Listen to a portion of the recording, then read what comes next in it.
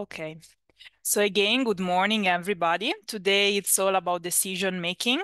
We are going to start with discussing the Asian Knowledge Hub on sustainable soil and land management. The objective of this agenda item is that of collecting inputs and feedback from your side on how we can improve the work on this. Then we are going to make a change in the agenda. We are going to talk first about the Asian Watch on the impacts of sustainable soil management, and then about soil governance. We will continue with the discussion on how to increase in GSP partners' participation to the formulation and implementation of national and regional activities. And then we will take from the item that we skipped yesterday, that was the reporting to the plenary assembly. And in that occasion, there will also be an intervention from Iran. Yesterday, you might have noticed that the representative of the government of Iran informed the ASP through the chat on an initiative that they would like to launch and propose to the plenary assembly. So basically, to all countries meeting in June in Rome.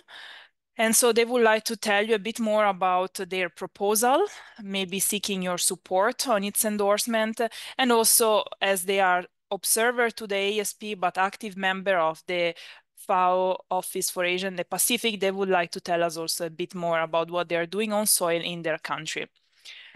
So as mentioned, we will start with the Asian Knowledge Hub. I'm now sharing my screen.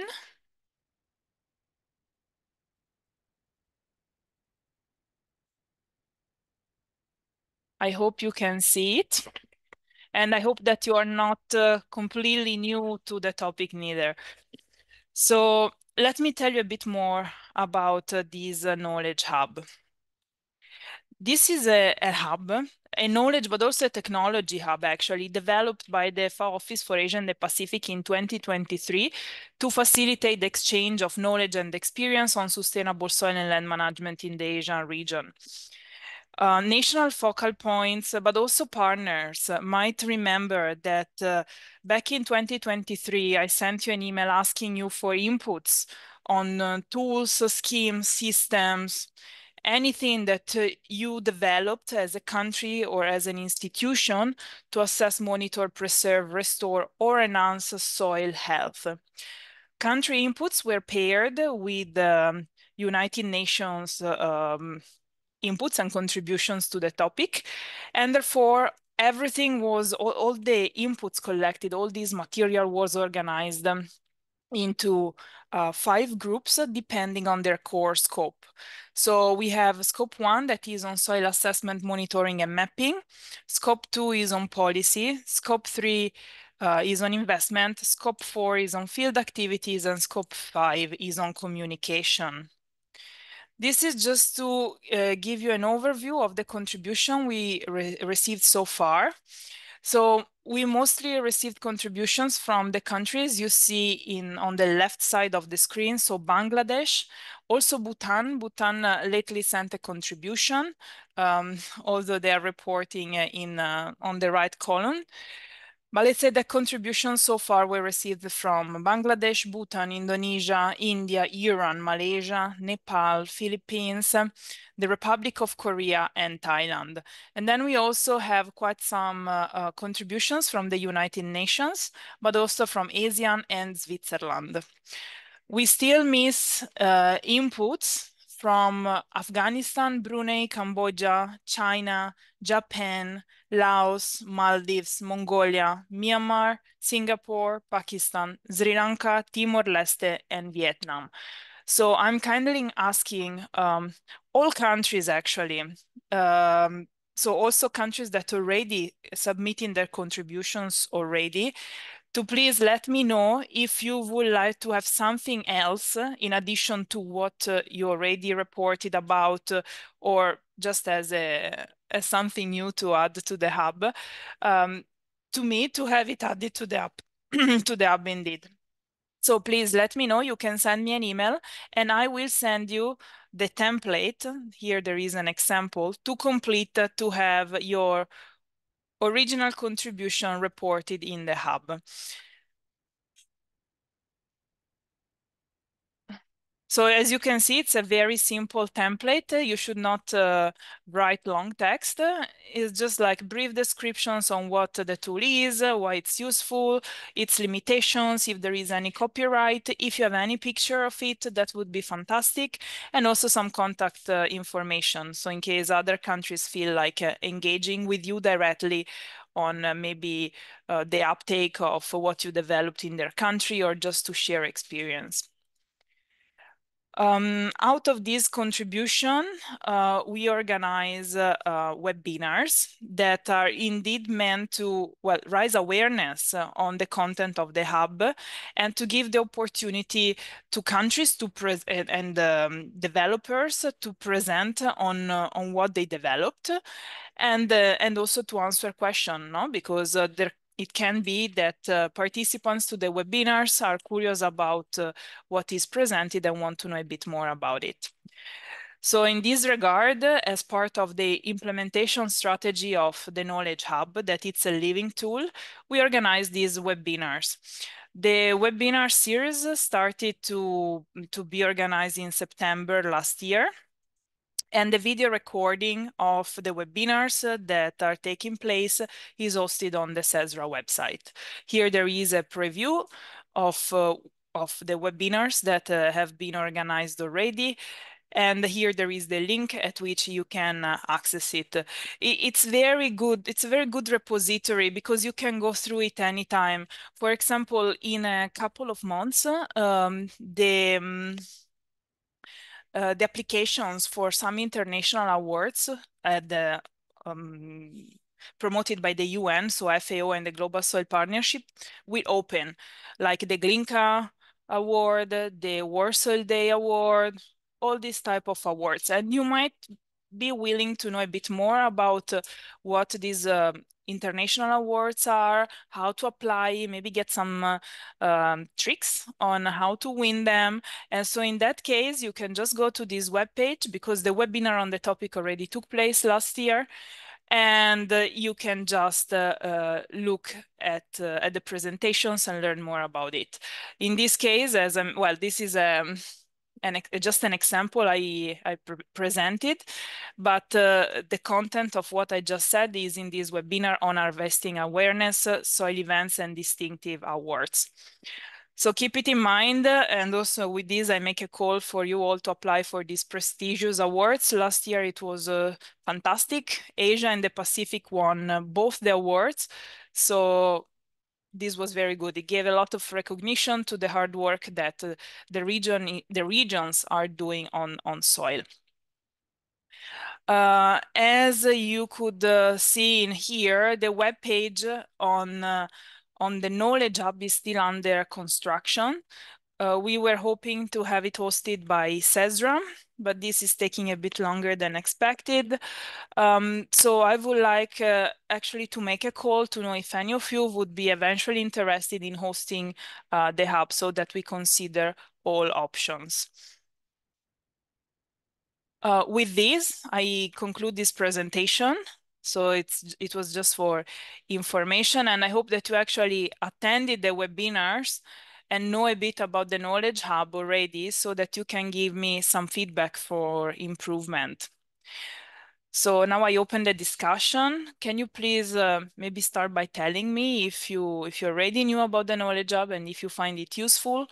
And also what can be improved, for example, in terms of a description of the contributions, in terms of concept note. The concept note is this one, no? This document that I usually send to all registered participants, but also when I send the invitation out to all ASP partners and focal points to participate to the webinar, to tell them a bit more about what will be discussed and presented at the webinars.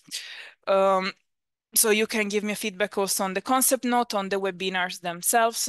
What about their frequency, their duration, their starting time, the time dedicated to discussion? Is there anything you would like to change?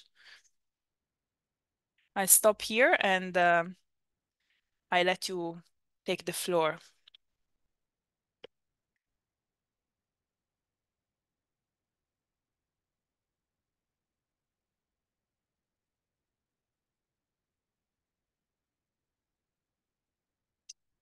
No feedback.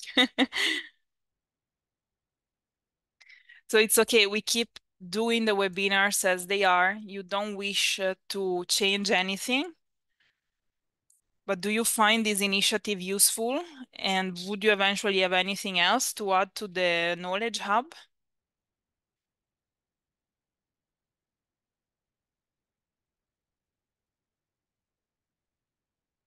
Okay. I take it Yes, it's like, very important, I think, yes. And I am crazy. yes. Yes, I understand that we should need to what we are doing for the soil in my country.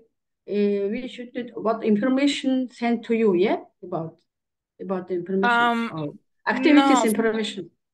no, not really. For example, we are talking about the tools. For example, out of the presentations that were given yesterday, a few ones caught my attention, like the one on the Philippines, that they said that they just developed an app on fertilizer recommendations for all crops. And also they have a mobile laboratory. So these type of things can be reported in the hub. It's really about like technology, strategies, programs, something innovative. Or like Bhutan Okay. just informed us that they wrote a soil atlas of Bhutan or develop like again recommendation guidelines on fertilizers application.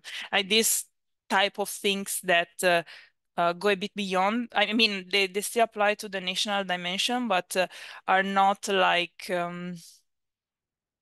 how to say um, soil survey, like you cannot say, okay, this year I did the soil survey.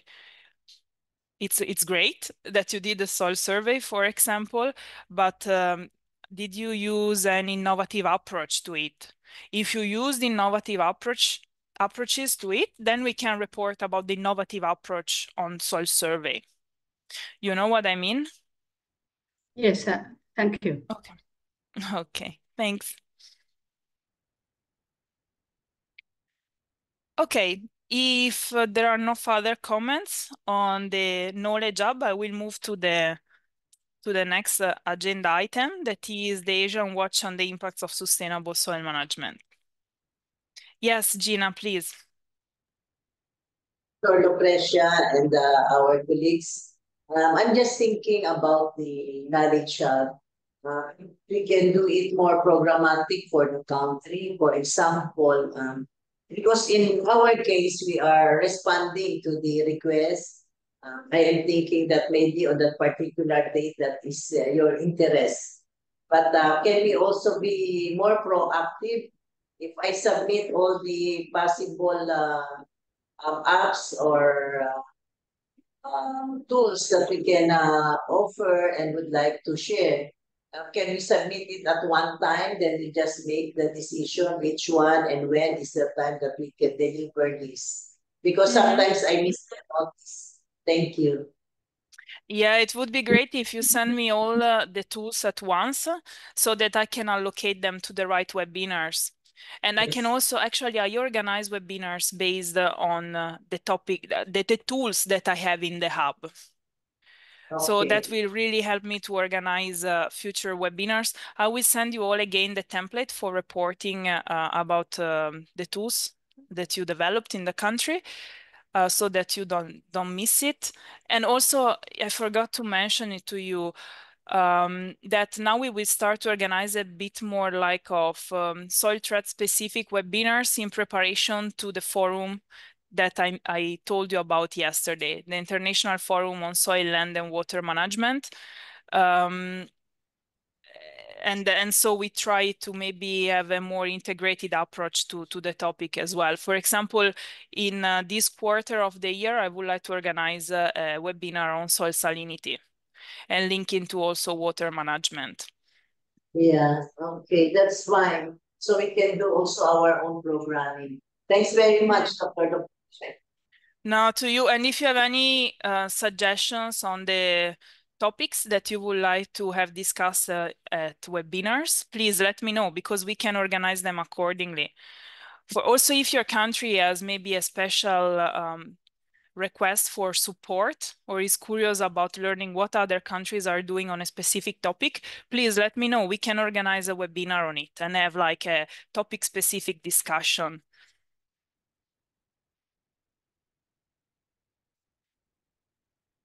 Okay. Anyone else? Hello. Yes. Hello. Can you hear Good me? morning. Yes. Good morning. I think I attend that webinar many times. It's very useful, huh? But in my idea, I think it need to distribute to not only the member of the ASP, but maybe go to the researcher in the many agency in the member countries. In the case of Thailand, I think we did not distribute more. We also discussed with the ASP Secretariat that how to disseminate the link of the webinar to more researcher in many agency in the country. Another point is when we attend that webinar, that is the format of the webinar that we did not see the people who attend and we did not saw their face, something like that. That is, I think that is a very important point to see who is participate in that webinar. Thank you, Lucrecia. Sorry, thank you, Mr. Pitayakon. Sorry, I'm about to sneeze, but it's not coming. Okay. Many thanks for your suggestions. Indeed, it would be fantastic if we can involve also researchers from other countries, also outside Asia, in the webinars. I do my best to do it by advertising the webinars in social media to increase at least the number of participants from different backgrounds. But if you, so you as national focal point, but also the other partners that we have in the partnership help broadening the network and getting inputs from the researchers or research institutions you are in touch with, that would be great. It's super, this is a super open initiative. We would really love to hear from and involve researchers from outside the partnership, and maybe they can also join the partnership as partners at some point if they are interested in. Regarding the format of the webinar, so what you said about seeing other participants' faces and so, we can give it a try. I will tell you why they are set up as webinars and not as meeting. Like this is a meeting in Zoom, no? So you can see everybody faces and everybody has the right to talk. For webinars, I set them up as webinars. So by default, the system doesn't allow people to activate their camera or microphone as long as I don't allow them to do it. And this is because I'm alone managing the whole event. And I fear that people will start just unmuting themselves and there will be like background noise, or that maybe they display or start sharing screen with the things that should not be on screen because I don't have much control on the audience. But we can give it a try if you like, especially for events with the well, this is something I cannot control, but on average, we have from 50 to 300 participants to each webinar. So, okay, we can give it a try to set them up as meetings and not as webinars, but I hope to be able to manage it because I have to do the moderation, the presentations, and also all the rest of things with participants. So let's give it a try. Thanks for your suggestions. Marcus, please. Hello. Can you hear me? Yes. Yes. Thank you, Recreation.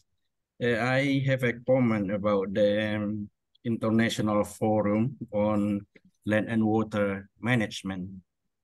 I think it's a good idea if you could manage to do webinar like on water harvesting in dry upland area. So this is the main problem that we have in tropical area during the wet season or rainy season. We have plenty of water, but on the dry season, we have insufficient water. So it would be good idea to hold the webinar. How do we harvest the water during the rainy season and then preserve it to be used during the dry season? So it will help for many farmers to increase their yield and also to preserve the area, especially from runoff that might make land degradation.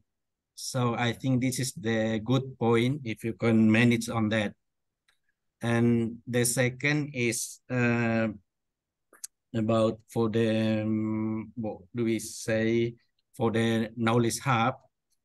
Could be a good idea if we can make any topic like promote youth involvement in soil sustainable management, because they will be the young generation to continue the activity of soil management. So if we can do that to prepare the young people or young research to be involved for the future of the soil sustainable management. Yes, that's 2 points I raised. Thank you for the opportunity. Thank you very much, Marcus. When you talk about youth involvement, do you want to have them as speakers or as participants? I think it's better if we have both. Once, if we already have, let's say, the other one already young and they are quite good in implementing or follow the soil sustainable management, can be used as an example for the other participant to encourage them to be involved in the sustainable soil management. Thank you. In terms of participants, as for researchers, can I count on the support of all of you to spread the voice on the webinar and maybe involve the universities? So we invite students to attend the webinars and ask their questions. Maybe we can, if we know that there will be a large amount of young people attending it, maybe from the university, we can also set up the webinars in such a way to allow them to really enjoy it the most. And in terms of speakers, that's a very good suggestion. It would be great if we managed to involve them. What comes to my mind is that for a webinar, we actually managed to get a master student presenting because a research institution involved him in the development of a phone application, a cell phone application. And so he had the opportunity to present, and it was very good for him. He was very happy because he had the opportunity to speak to an international audience, which was sort of unique for him. So again, we can coordinate and see how to involve them the best in the hub and in the webinars. Thank you, Marcus. Right. Let me have a look at the chat because I see that they're exchanging.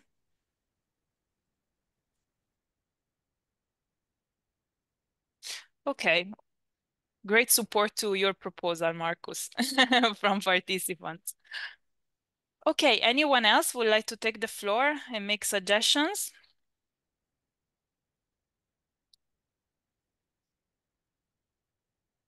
Okay, if not, I end this presentation here and also the discussion. But still, if you come up with any other suggestion or idea later on, please send me an email. There is always time for improvement. Okay, next, I would like to get into a bit of a more technical discussion and talk about the Asian watch and the impacts of sustainable soil management. So What is this? Again, this refers to a proposal by the FAO Office for Asia and the Pacific. You can see my screen, right? Okay. And it has the objective to assist decision-making processes. Specifically, the platforms aims to address the question, which sustainable soil management practices are most suitable for specific locations, considering their potential impacts. So basically, we want to identify the most cost-effective and impactful sustainable soil management practices, taking into consideration the specific characteristics of different agroecological zones. And for this, we are referring to guides version 4. However, we can extend the purpose of the watch to guiding investments, informing project formulation decisions, and guiding research efforts on the topic. Because through the platform, we can also identify eventual knowledge gaps. Here I just presented an overview of the expected beneficiaries from this work. And the idea is that of having this platform integrated into FAO's existing regional information systems to avoid the generation of multiple platforms. This is just an overview of the guides data portal version 4. I don't know if you know it, but in case I can send you the link. It's very easy to Google it. Okay. And then now let me tell you a bit more about what we foreseen to have in this platform. So we said that we want to assess the impacts of sustainable soil management practices. And we are considering like the assessment of their impacts in the short term, so maybe 1-2 years, in the medium term, 3 to 5 years, and in the long term, 5+ years. And the impacts refer to the crop yield, so the quantity of the yield, but also the nutrient content of leaves, grains, and fruits, and also soil health in terms of, for example, soil fertility, climate change mitigation potential, soil compaction, biodiversity, pollution, and erosion.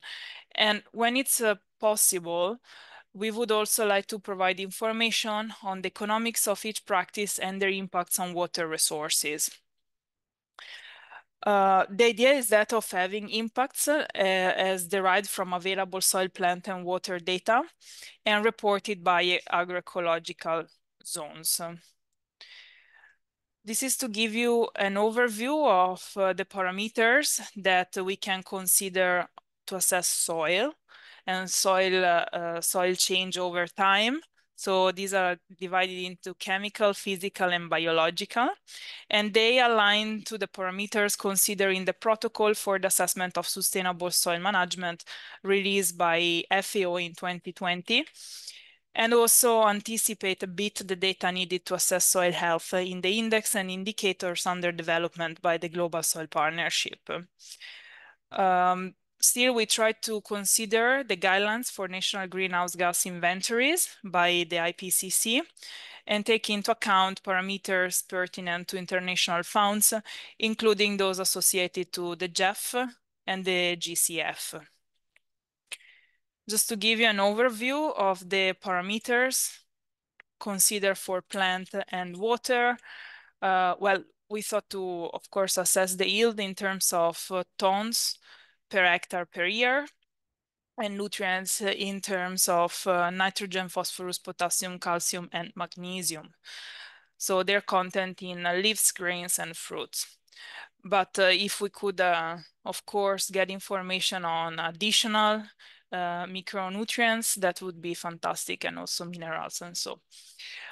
For water, water is still under discussion actually, but we were thinking to consider, of course, surface water and groundwater and look at their pH, electrical conductivity, dissolved oxygen, ammonium, chlorophyll concentration, turbidity, sediments, nitrate, heavy metal, pesticides, and organic pollutants.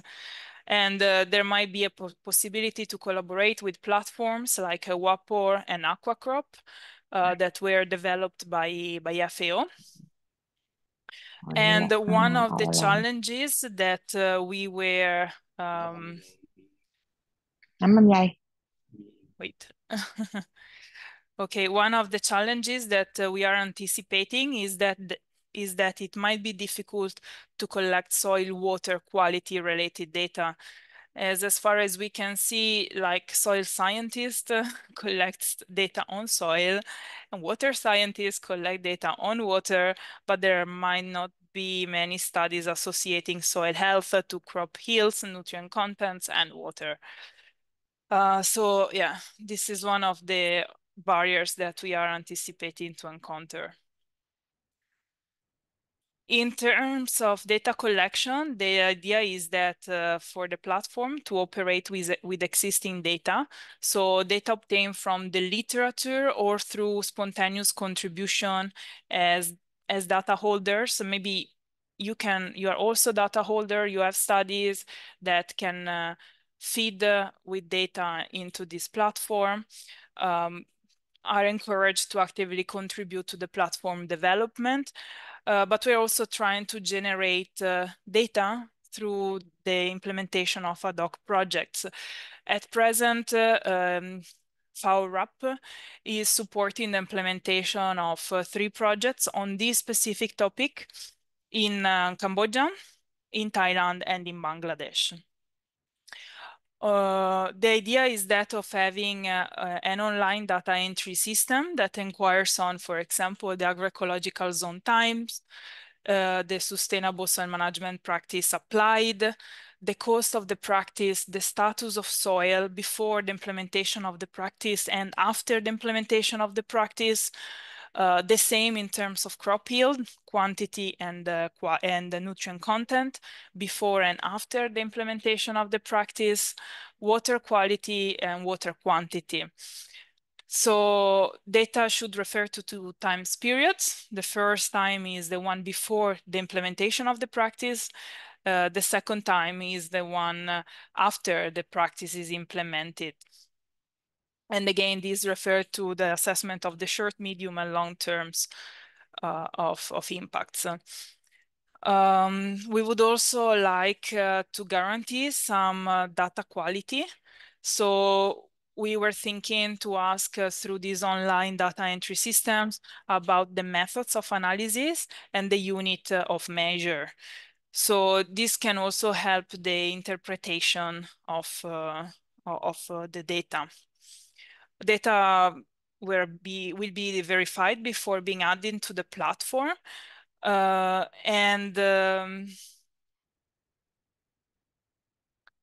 and then ultimately, as you can see in the last bullet point, this approach to data collection and analysis is expected to promote intra and interregional collaboration on research, as it will run under the umbrella of FAO and eventually CESRA. So I will, through this presentation, I will ask you a few feedback on all of this. This is really like a work in progress. We are just starting it. And my idea was also maybe that of establishing a working group, if you are interested in contributing, that can better shape the whole concept behind this work, and also support on its development. To continue with the presentation, I will just tell you a bit about how we thought to do the data interpretation. So we were thinking to do it in quantitative and qualitative terms to allow all type of users to have a good understanding of the impacts of the practice.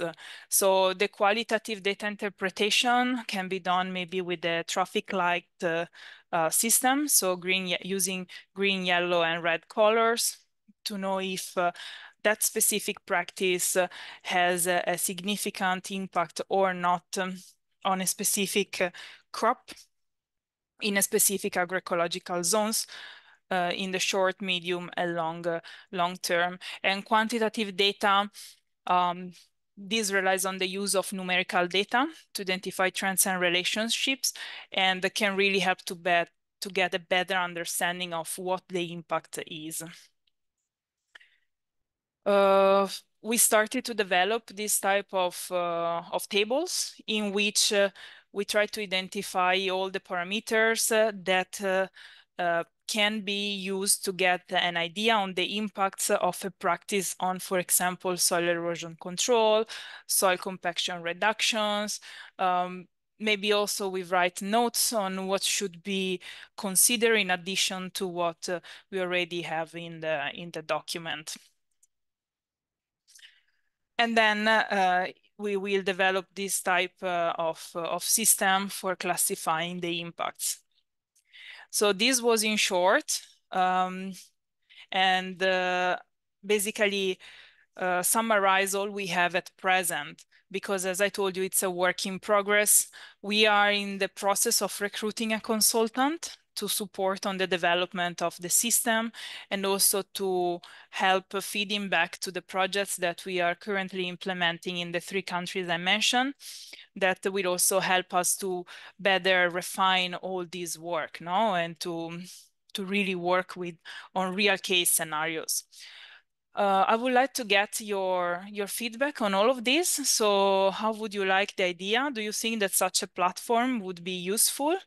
And eventually, would you or your office be willing to contribute to the platforms in terms of knowledge, meaning like maybe you want to join this working group that we are going to establish, but also in terms maybe of data, if you have any data to share.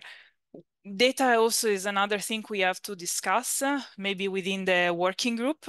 I was thinking not really to get precise data in terms of coordinates.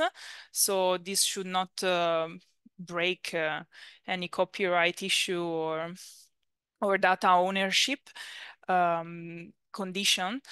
But what we really want to know is like, what is the impact of a practice on a specific agroecological zones for a specific crop? So this can go beyond the geolocations. Okay, I stop here and I give you the floor for questions, comments, and suggestions, please.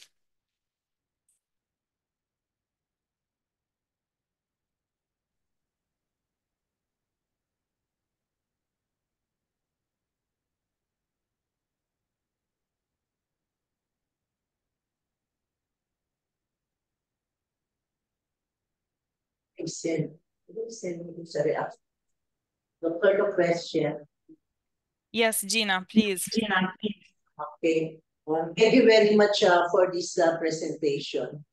And yes, I agree with simplifying the assessment of the impacts. However, there are also complications by which maybe we need also to apply more complicated tools by which to assess the impact. So as it is now, we have an existing activity under the UNCCD, which validates land degradation in all areas of the country suffering from land degradation and trying to document the sustainable land management practices. Maybe that, and I believe that can be also on other countries represented here who are familiar with the UN Convention to combat desertification. I think this is one entry point or area of collaboration by which the impacts can be given emphasis as well, and not to limit on the assessment of degradation and evaluation of appropriate sustainable land management. Second comment is it's also good that it's not only the assessment of impact, but it may be good to document what is really the constraint or the issue behind the particular space done, such that the specific land management practices that is applied can be properly analyzed and transferred, and transferability to other locations may be facilitated. So it's really characterization of the degree, if I may call it, of the land degradation we characterize first. Then what is the sustainable land management practice that was applied? And is that sustainable land management practice was able to address the issues and concerns given that particular location, given that particular landscape, which is all inherent in the description. So I think my second comment is in consideration in the transferability of the information, making it more site-specific to other locations and transferable to other locations. Thank you.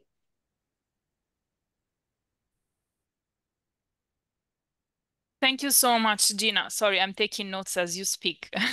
So that's why, Hanselo. All points well taken.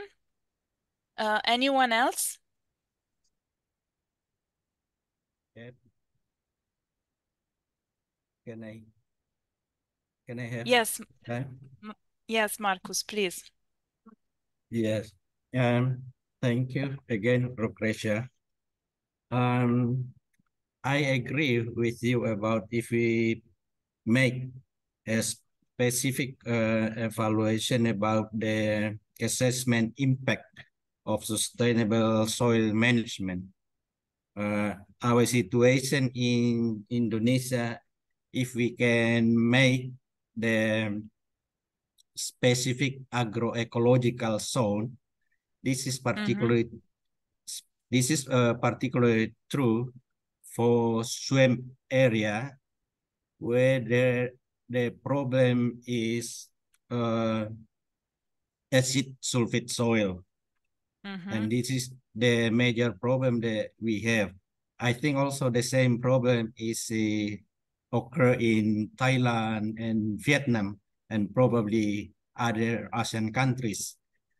And if we can make a specific agroecological zone, we can see the possibility to use the soil for development of paddy field, because now we don't have any more suitable land for paddy field establishment.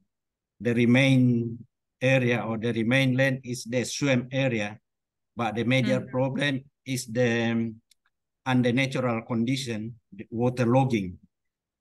And also if we mismanage the area, we will have the serious problem about the soil acidity and the discharge of the acidity from this area to the water body. So I think this is a good one if we can make a specific attention on that. And regarding for the soil, not only for soil properties, but also for the water, I didn't see from the water properties that you present about the toxicity of iron and aluminum. And this is the problem that we have in swamp area, the high solubility of aluminum and iron and also sulfate. So this is the three ions. They are very toxic if we would manage the water and the swampy area. So this is my additional comment. Thank you, Lucretia. Thank you very much, Marcus. So indeed, as I said, the water part is still really under discussion. We need of of an expert on water to also add inputs on it. Definitely, we will consider toxicity of ferrum and aluminium plus sulfus, as you mentioned. And then if I got it right, you would like, in addition to this, in addition to the guides data portal, you would like maybe to add additional agroecological zones so specific for the regions, right? Like the one you mentioned for swamps. Yeah, yes, it is. Yeah, that's right. Okay. Okay, got it. Thank you so much. You're welcome. Mr. Pitayakon, please. Yes, thank you, Lucas. Yeah. Thailand also strongly agree on this platform. And that's why the CHESTA and Land Development Department also set up something like a research science that you mentioned earlier to monitoring about the impact of the sustainable soil management. We set up two sites in the lowland with lice and in the upland with cassava. We try to correct the soil sample and pan sample as you mentioned, but maybe not all of that, but we try to do that. And then we thinking that it will be useful to test about the SSM that input into that area, especially in the lowland and upland. For the suggestion, I think it may be you also said the first we set in Thailand, Laos, and Bangladesh. Maybe I suggest that for the data, soil data and pan data, it needs something like to maybe correct and discussion more because the standard of the analyze in each country may be different. But how to do that? And another point is the data is corrected after this. Maybe many countries also interested to join this activity and how to manage to correct the data in some place. I suggest that JSA will serve and support to correct this data in this platform as you mentioned earlier. Thank you so much.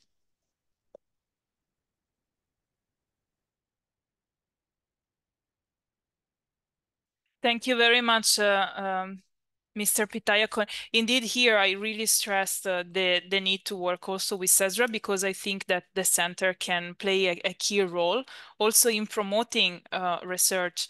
For example, maybe we can do like we can launch a first survey among all countries to see what, well, if they're willing to contribute to this initiative and eventually how, and see what data they have that they can make available. And for example, linking to what Marcus just described from Indonesia, we can see if countries already have experience in managing acid sulfuric soils in swamps, what practices worked, which other did not. And eventually, if we don't have information, I think that CESRA could help leading a research on the topic so that we can identify research on the best practices to implement.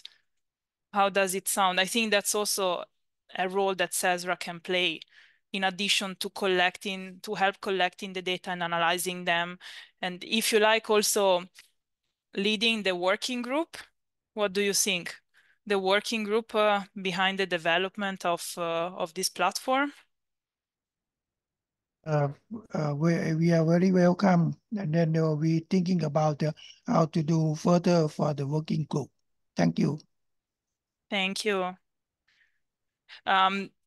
We just discussed this proposal, but colleagues, please tell us if you agree on CESRA taking up this role. Would that be okay? Yes, okay, I agree. For example, I agree for that. Search.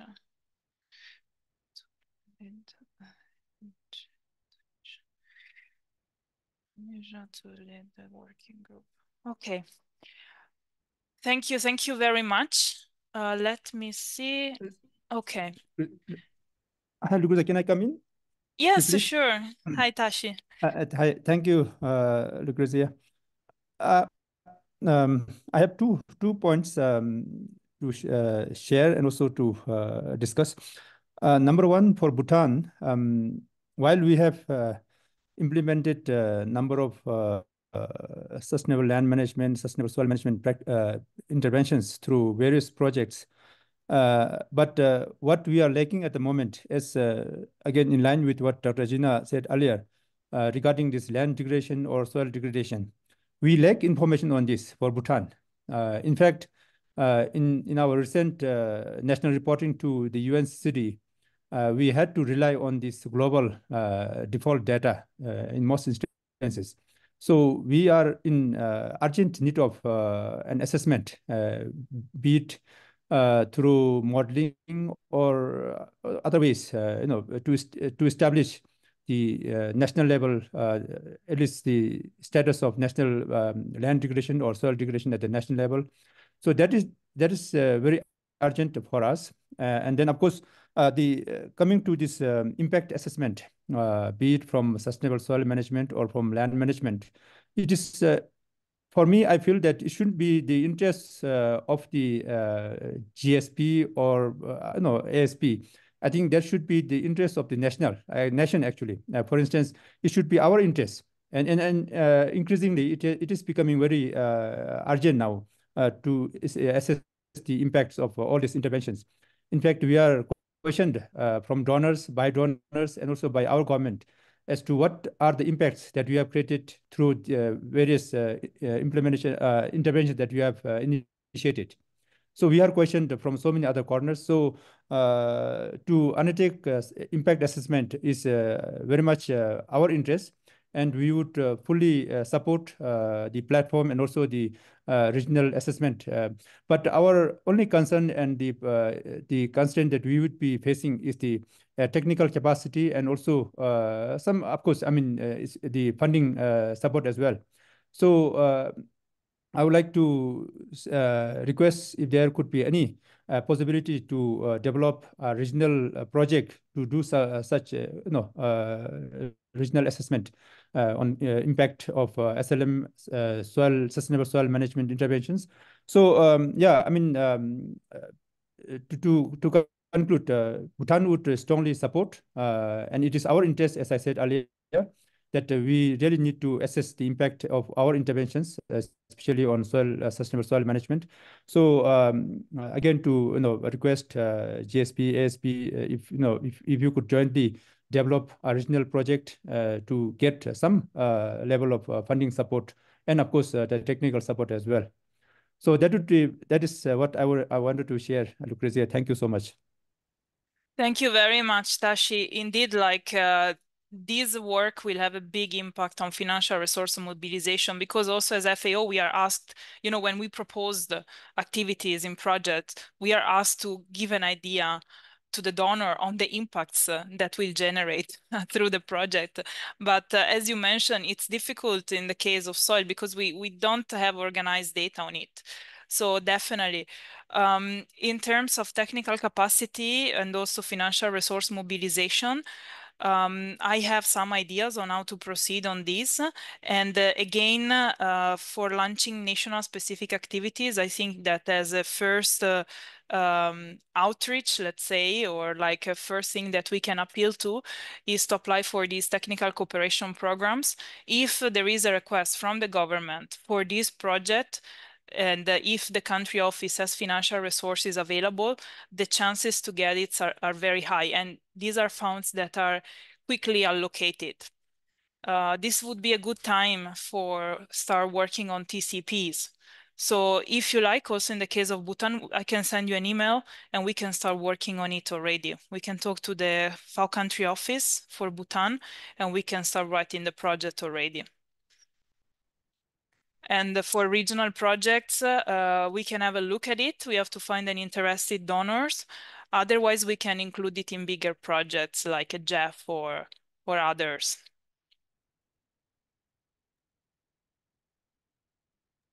Yeah, sounds good, Lucrezia. Thank you.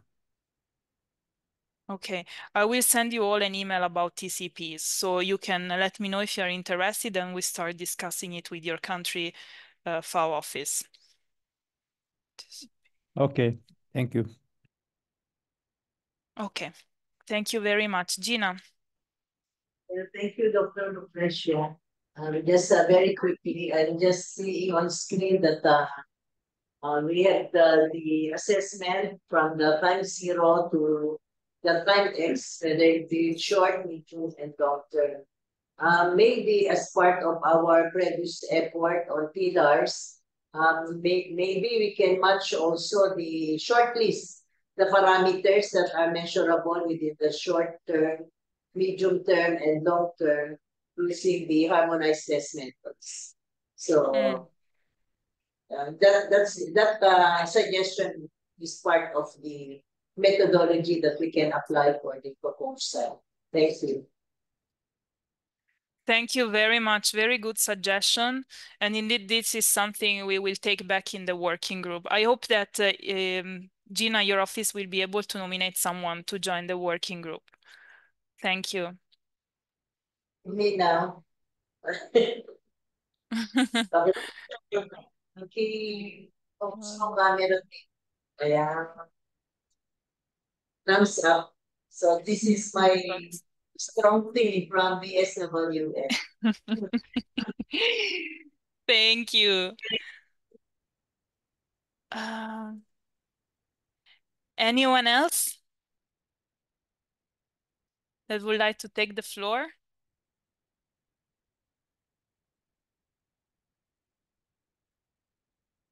Okay.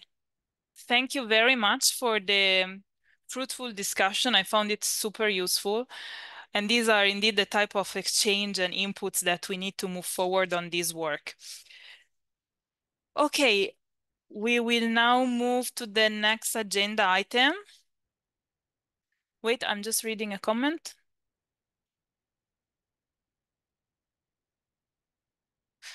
Okay. Now we will start talking about soil governance. Let me see if Kong has joined the meeting. Kong, are you in the meeting? I don't see you yet.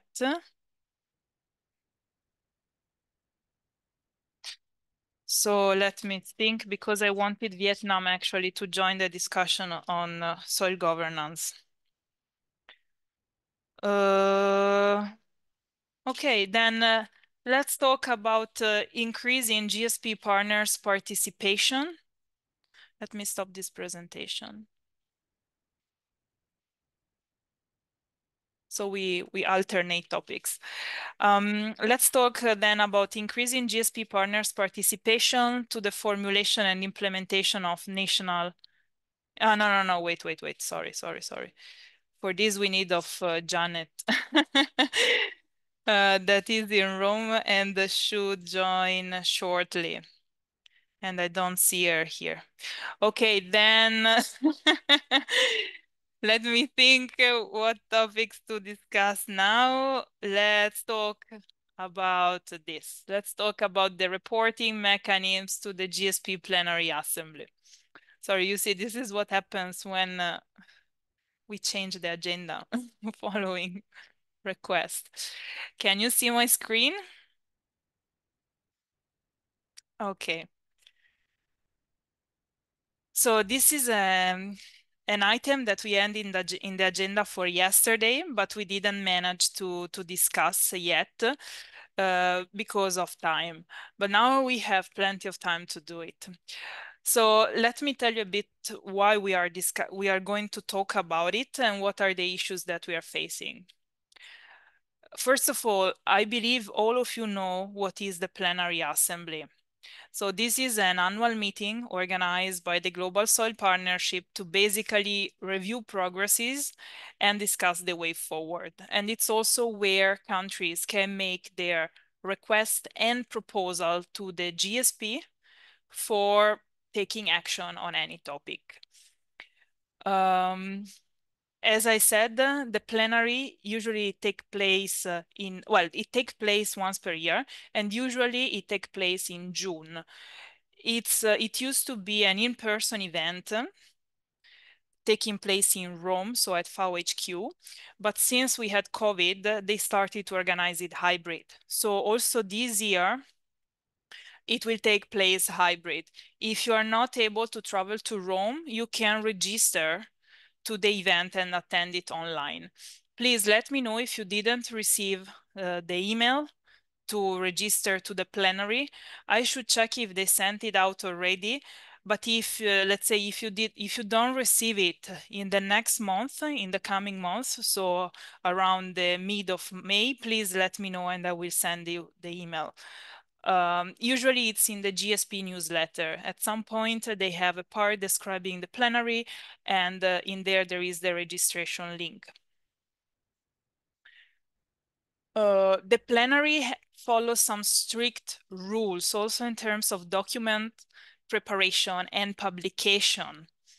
So the information on the regular session of the plenary assembly should be communicated to partners not less than 90 days before the opening day. That's why I'm telling you that you should have already been informed on the upcoming plenary, that it's taking place on the first week of June. So information on these should have been sent out 3 months in advance, which means maybe sometimes in March. And also there are strict rules on documents. Documents should be submitted should be submitted to partners, so member states, within a given time.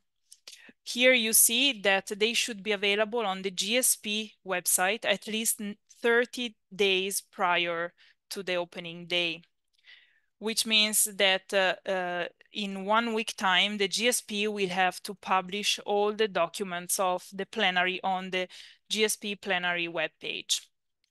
However, we need to give some time to the GSP to do an internal review of the documents, do the proofreading, editing, and whatever clearance processes they have to go through, so that all contributing authors to the GSP plenary documents, including the regional soil partnerships, because the regional soil partnerships have a document among those of the plenary assembly in which they report on their progresses and also highlight upcoming activities, as well as make requests as a partnership to the plenary, have to be ready 60 days prior to the opening day.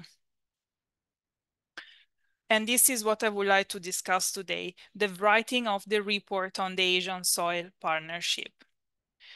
Let me tell you about the current approach that we have to the writing of this document.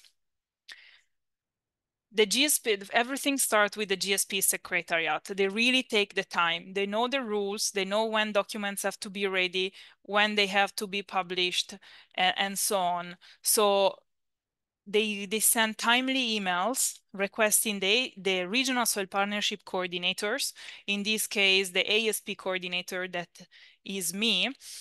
They send me an email requesting me to coordinate the work on the preparation of the document, with instructions on how they would like the document to be written and also a deadline for submission.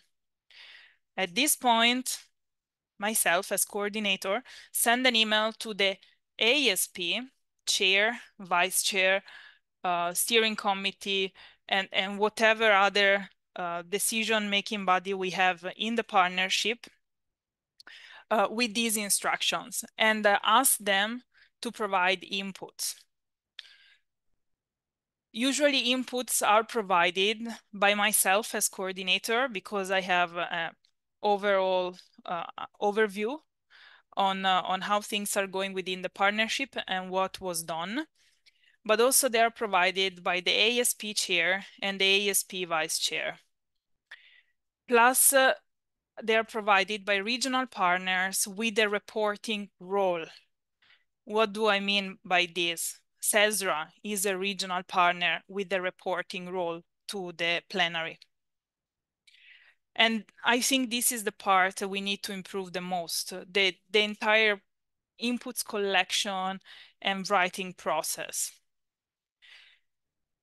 Once the document is ready, with the clearance of the ASP chair, the ASP coordinator, so myself, send it to the GSP Secretariat.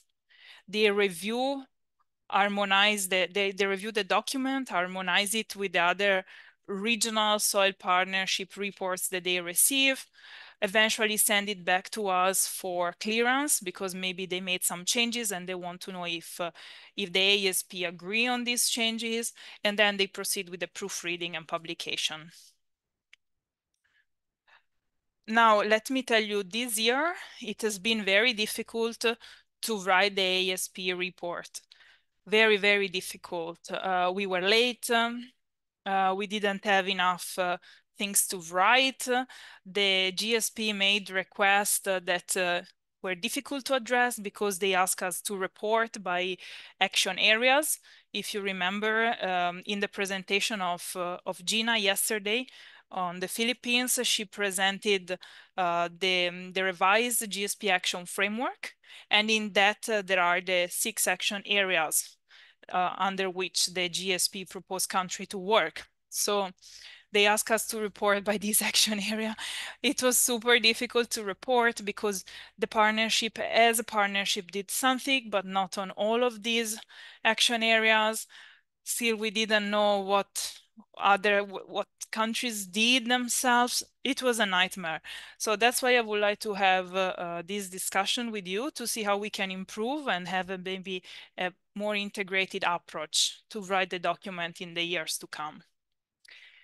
So I would like to discuss this revised approach with you. I made some proposal looking at how the Pacific region that I think are doing this exercise very well are proceeding. Before telling you about the proposal, I have some notes for your consideration. So the GSP asks us to, can basically make requests on how we should structure the report. But in general terms, they don't want anything long. They want 1, maximum 2 pages long document. They don't want us to report about individual efforts and achievements, for example, by individual offices, partners, or so. Eventually we can upscale it to or downscale it to sub-regions with some country-specific notes. And eventually, and this is something that I really want to have a separate discussion with the GSP, they want us to report by areas of action. But if you have a look at the documents prepared for this year plenary, the reporting was not really made by areas of action. Regions like the Pacific were very good in reporting by areas of action, but they submitted a 15 pages long document that the GSP could not publish for the plenary. So they just extracted the core elements from it and published the full report that the Pacific prepared under the Pacific Soil Partnership as an independent document. So I really need to talk to the GSP to see how they want us to do this exercise efficiently. Also because it takes time and we are all busy. So I really don't want to waste your time on things that will not be used at the end. So now getting to a proposal. I think that we need to involve, compared to what we are doing now, I think that we need to involve all countries and partners in the writing of the report. And for these countries, so focal points and partners should internally agree on their contribution. I would really like to push for a transparent and inclusive process. And eventually, again, building on what the Pacific is doing, we can identify 2, 3 people per sub-region to coordinate the work. And the person should have the time and willingness to do the work. So meaning like sending emails, organize meetings as needed, write sections of the reports, etc. And we can also organize sub-regional meetings to collect inputs. In the Pacific, what they're doing is basically the following. They have 3 people coordinating the work. One is from Australia, one is from New Zealand, and another one is representing all Pacific Island states. And is doing this type of work that I'm telling you.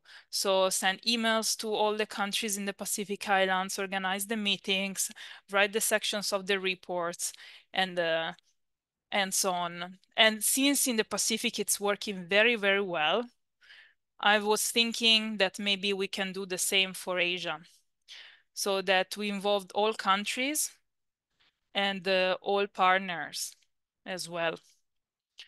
What do you think?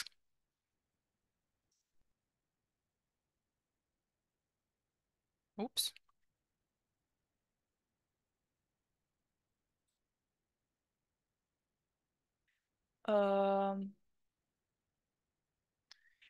Let me answer a question in the chat. Meanwhile, I think that you can register, Sahar. I think that you can register to the plenary even if you're not a partner. You can maybe be registered as an observer. You have to check on how they prepare the registration link, how the GSP prepared it, and if there is any voice that you can tackle that represent you. But my suggestion is also that you send a GSP partner request to the GSP, or eventually follow up on it if they didn't, if you submitted it and they didn't get back to you yet. My suggestion is that you send them a reminder on, hey, where is my application? That would be my suggestion. I know that they are very behind with registering new partners. Gina, please. Okay, thank you, Dr. Lucrecia, and really I understand the difficulty because I recall when you asked me to make a comment, you said what else? Because yeah, I recall that very well because of course our report should be guided by it should be guided and harmonized between and among countries. So it should capture the interests of all other member countries. That's why, first of all, I agree that we can involve all countries and partners in the writing of the report. Secondly, if they are involved in the writing of the report, what is it that they need to involve with?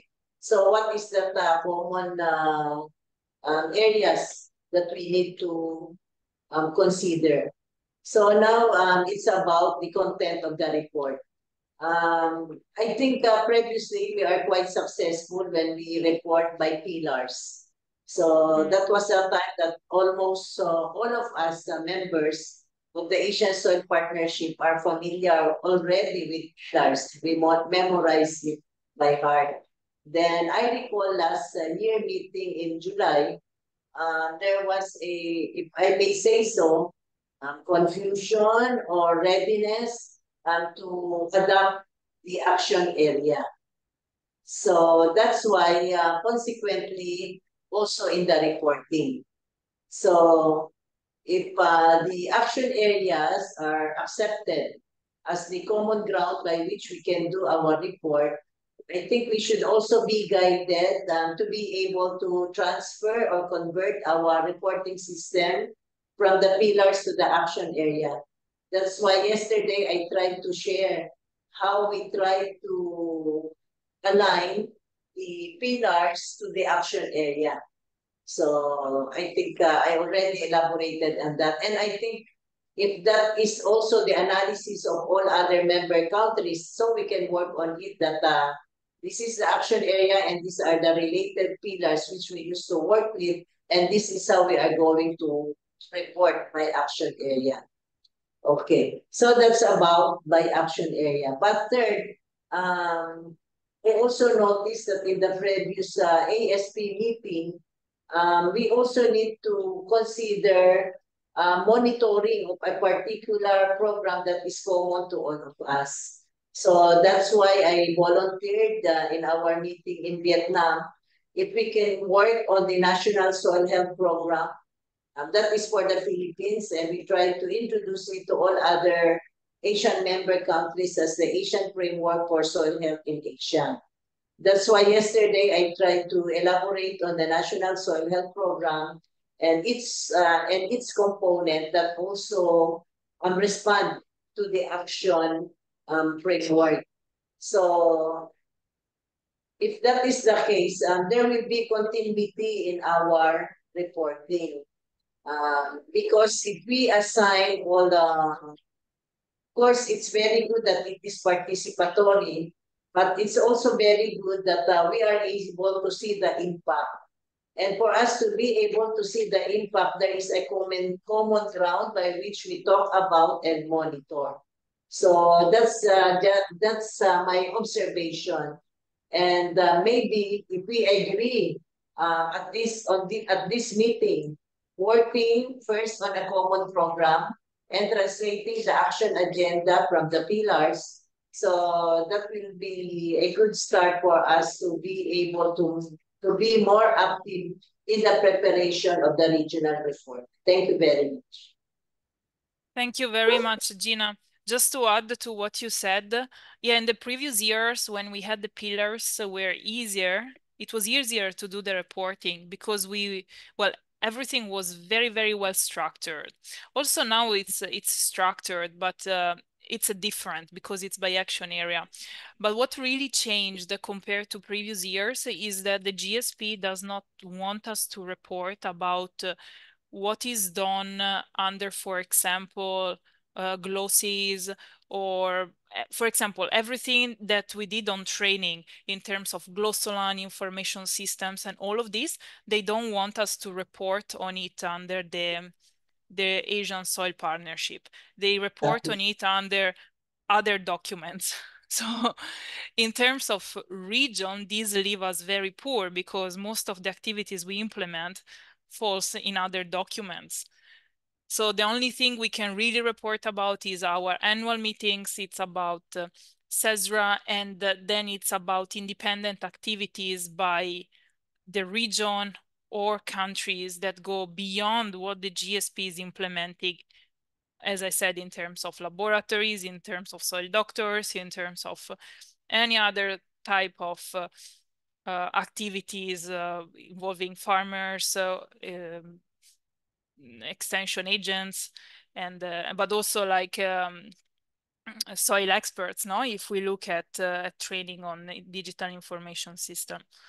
So yeah, let me ask you something about this common program that you mentioned. So this would build on the GSP action framework, right? So you want to develop something specific for the region. Yes. Okay, in terms of monitoring and policy, these are the core activities, right? Yeah, it considers three main items which are also captured in our pillar of action. So one is about the laboratories pillar, which is our pillar 5. It also involves in mapping, which is in our pillar 4, because the reference and monitoring sites are our means to unify our mapping system and validate our monitoring sites. And third, it also involves the application of sustainable land management. And on the monitoring aspects, that is where our maps and our soil doctors program, our soil test kits, and our laboratory information management system are considered. And overall, uh, in terms of policy, we see it important that the National Soil Health Program will be adopted by each country as the to be mainstream as the national program for soil health. That which we already did for the Philippines, so it is already recognized as the national program of the Department of Agriculture. Our next step now is to legislate the National Soil Health Program for it to be continuously funded. So that's why we are working on the National Soil Health Strategy. So that's why I mentioned yesterday we visited Australia together with all our lawmakers and planners, just for them to have the exposure and consultation on authorities in terms of the drafting of the National Soil Health Strategy. Thank you. Mm-hmm. Thank you, Gina. The thing is that now what you see on screen, what you should all be seeing on screen is the GSP action framework. These are the 6 action areas. So manage sustainability and restore soils for the provision of ecosystem services, strengthen soil governance, promote knowledge and literacy on soil. Then we have awareness raising and advocacy, and then assess, map, and monitor soil health in an harmonized way and foster technical cooperation. Basically, what happened when this action framework was prepared was that all the contact content of the 5 pillars of action was reshuffled and redistributed along these action areas. That's why now if you look at assess, map, and monitor soil health, these then comprise pillar 4 and pillar 5. So these would tackle all the work on monitoring and laboratories. Policy will fall under strengthening soil governance. And then we have the action area 1 that is on practices. So, Yes. so I don't know if through your approach we can actually tackle all the action areas, because already if you look at monitoring and laboratories, it's only one action area. This one here.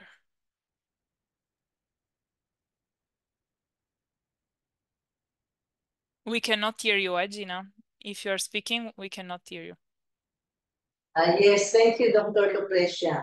So that's why for the first action area, that is equivalent to pillar 1, the one about money sustainably, blah, blah, blah. Then the second, third, and fourth action area, the strengthen governance, knowledge and literacy, and also awareness, used to be pillar 2. Then pillars 4 and 5 are merged in the fifth action framework, which is to assess, map, monitor soil health in harmonized way. So that's pillar 4 and 5. And pillar 3, which is about research. And this makes it even more interesting that the research can now work on the STEM soil threats. So it is cut across. And that is where we have pillar 3, working, being more specific on the soil threats. That's why when earlier requested for, and I think this is also the direction of CESRA, which I appreciate, because CESRA started with working on the soil threats and what are particular threats in the region. So that's how we manage it. And the last action agenda, which is on foster technical cooperation, is all about strengthening our partnership and networking. Here there are several networks, and but I think in this network, overall is supported by our soil partnership as well as the Philippine Soil Laboratory Network. So CLEP is also supporting this across the action agenda frame. Thank you. Thank you. Before giving the floor to Sahar, let me just read aloud a comment from Nopmane in the chat. We can use the National Soil Monitoring Program for all actions report, harmonize the test method for each indicator, and improve the quality of the data generated. Participatory and agree to the minimum set of the indicators, update the soil nutrient map, maybe after each 5 years, and then monitoring the pollution situation. Okay, but these still refer to only one action area. Okay, let me, Sarah, please. Thank you, regarding the partnership. As I'm looking at this framework, so what I have is that university and colleges, especially what I observe for my country, that there are more companies and industries who get this partnership. Maybe there is some gap that we are not having this information, that how we can get ourselves registered for this partnership. So if this is my suggestion, that there must be some announcement regarding how we can obtain the partnership, specifically for the universities, because universities are those places where the research is going on. So maybe in that way we can have more area to cover, and there are more opportunities, so that we can collect a report regarding all these parameters that are given in this framework. Thank you, Sahar. So in the specific case of research, I will tell you some history on the GSP. There was a pillar called Pillar 3 on, on research. That was the most inactive one. And this is because the partnership could not really work on research. And that's why here, if you look at the revised action framework, and especially the concrete actions, initiatives, and programs, there is not much on research at the global level. Eventually, you have it as something transboundary to this action area on fostering technical cooperation. In the ASP, I think that the best way to work on research is through CESRA. So my suggestion is that universities doing research register to CESRA and become active members of the CESRA. We are now working, FAO is now working with CESRA to really support and boost the international collaboration on research for the center. Then my other suggestion is that we work on strengthening the connection between the partners, the GSP partners, and the national focal points at the country level.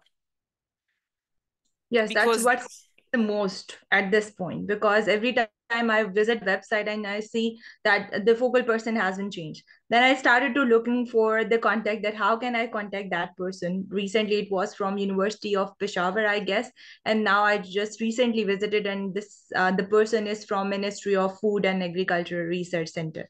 So that's how we are not actually linking with that focal person who are actually representing our country. I'm sorry, yeah, Pakistan is a very unlucky country because the focal point keeps on changing, and that's very bad. But let's work on getting you a good one, and And that's in why, getting you in and touch with that's him why, here. Lucrezia, sorry, cut you short. That's what I'm just trying my best to change this view and perspective, that there are some people who really want to work for their country.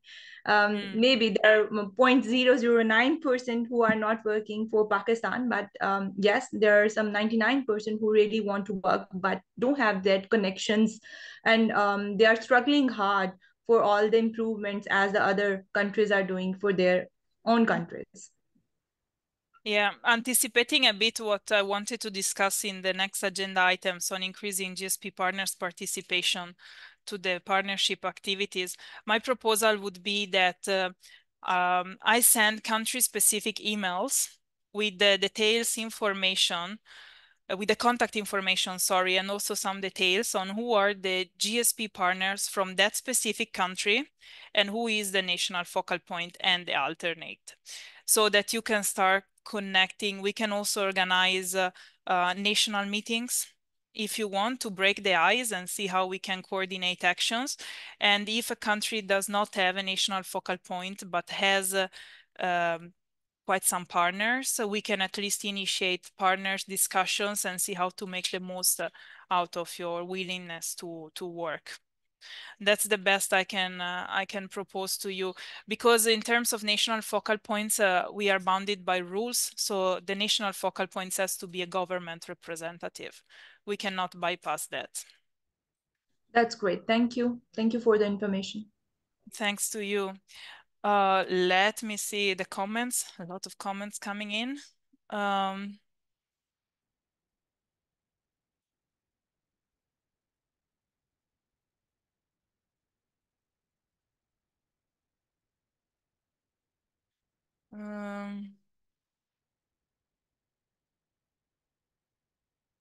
Okay, no, these are other things. Okay, so just to close this agenda item, let me make a few proposals. I'm proposing that the ASP steering committee will have a meeting to discuss the regional, the ASP common program on which to base the reporting to the plenary. We can make a good proposal and share it with the ASP focal points and partners for their review and clearance. And based on that, we will prepare our report at the next for the next plenary. How does that sound? So the regional common program will be based on the GSP action framework, that is the one on screen, but go a bit beyond, looking at what we are doing and what we can do and what are our priorities in the region. Sounds good? Okay, I see nodding.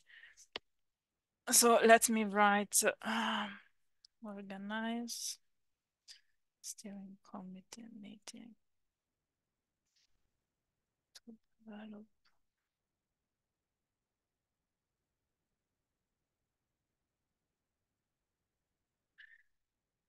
Okay, then going back to my slides, my other proposal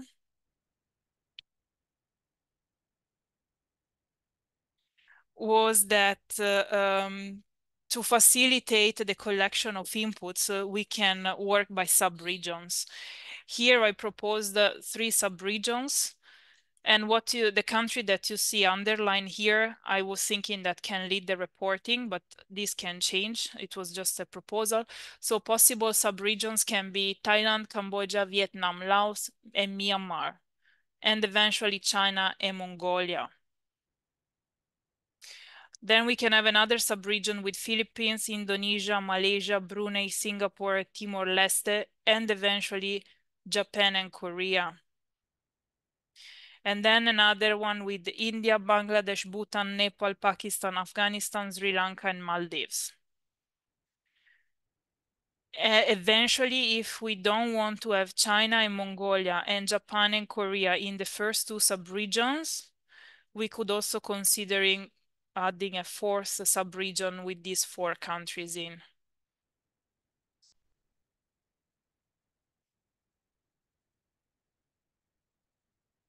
What do you think?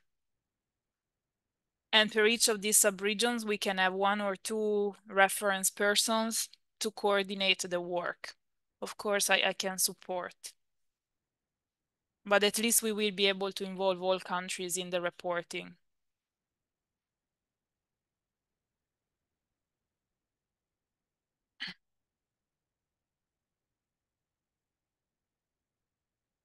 How does it sound? Feasible?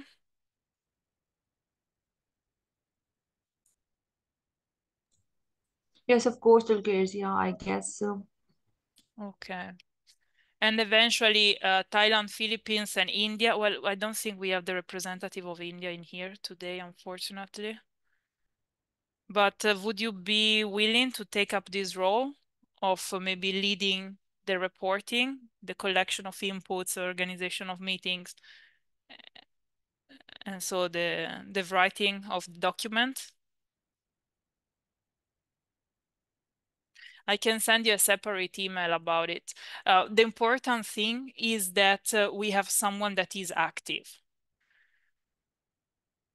There will not be recognition in this work. Like we will acknowledge that that this country supported and led the writing of the document, but it's really not for the wall of fame. It's something like we need of someone active that take the leadership and write.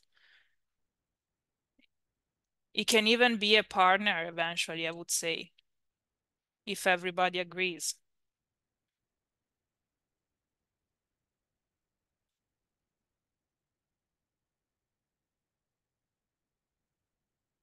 Okay, I will send you an email about it. And if you agree, I would really keep this position open also to partners.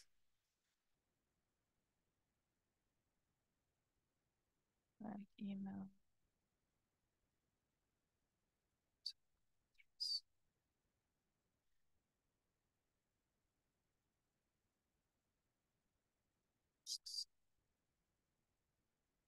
Okay. Okay, thank you. Let me see if I missed anything. Oh, I see comments. Sorry. Yes, yeah, agree. Okay, perfect. Endorsed. Thank you so much for the support and for contributing to the discussion. Before moving to the next agenda item, as I told you, we have the pleasure to have Iran today, but also yesterday. It was so nice to attend the whole meeting because, as I told you, they are not members of the ASP, but they are member of the FAO Office for Asia and the Pacific. And they participate to activities launched by the region from this office. So now I would like to give the floor to Mr. Ismaili, representative of the government of Iran, to tell us a bit about what they're doing on soil in his country, and also linking to what we just discussed about the plenary, to tell us about the proposal that Iran would like to move to the plenary. And just before I give him the floor, I would like to remind you that all countries, through their representative, are also welcome to make proposals to FAO, to the GSP, at the plenary assembly. Ismaili, over to you, please. Okay. Do you hear me, Lucrezia? Yes, very well. Okay, good morning, good evening, everybody. First of all, I would like to thank Dr. Lucrezia for inviting me and providing this opportunity to our country. My name is Ali Reza Ismaili from Iran Ministry of Agriculture, Deputy of Water and Soil.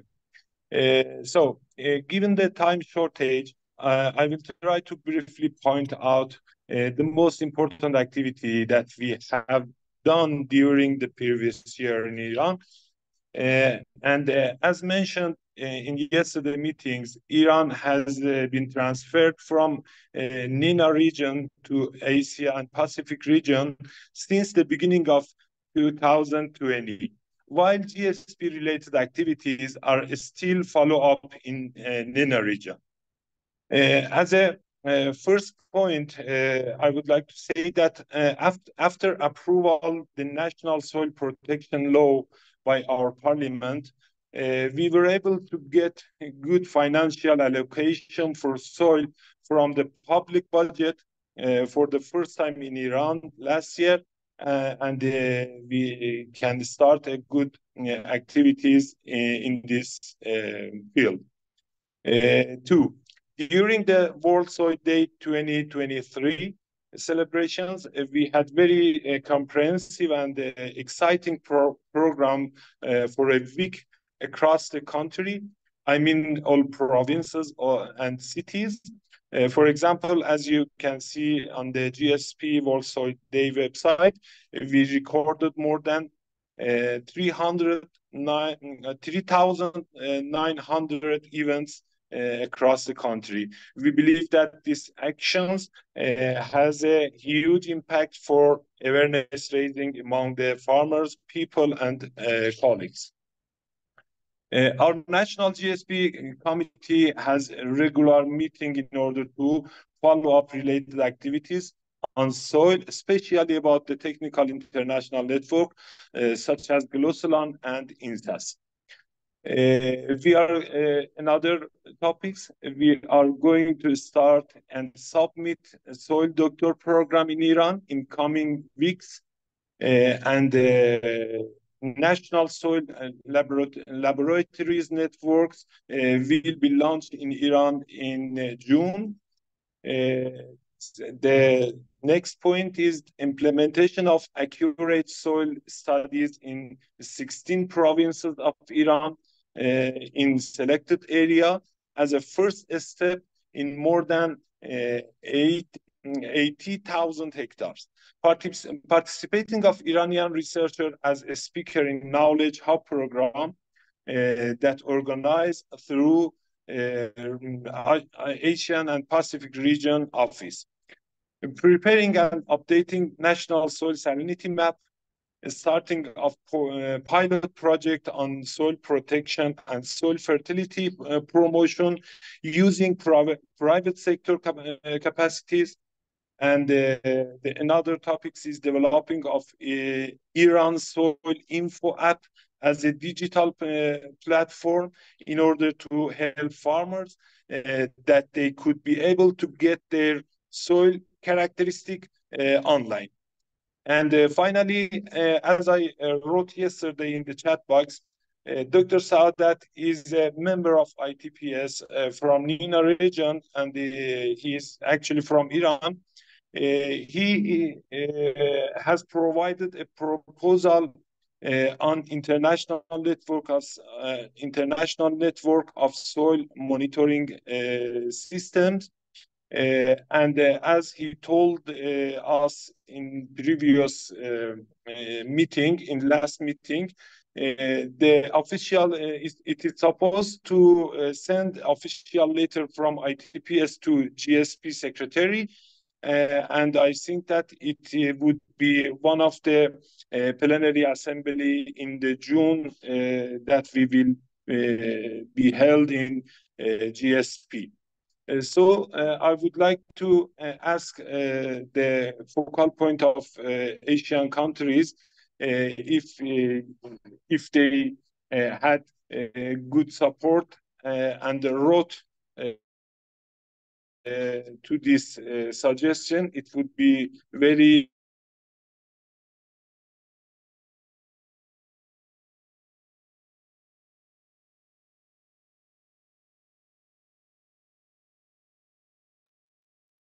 Is it just me or we lost him? thanks again, and it would be great.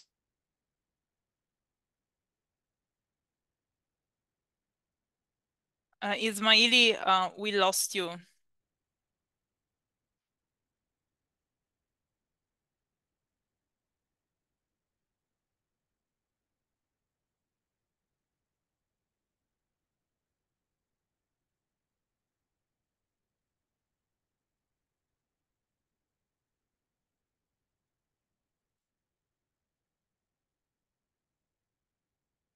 Okay, it seems like he's not getting any better connection, which is a pity, but he mentioned the proposals that Iran will make at the plenary. What do you think? I think it's interesting. I personally think it's interesting and aligned to what we discussed on the need to monitor the status of soils and the impacts of what we are doing. Although we still miss the technical, the TORs, so the terms of reference of the proposed network. Okay, he lost connection definitely. So maybe we wait for him to go back online eventually at some point and feed him back by through the chat. But if you have any comments to what Ismaili said, please, you're free to take the floor.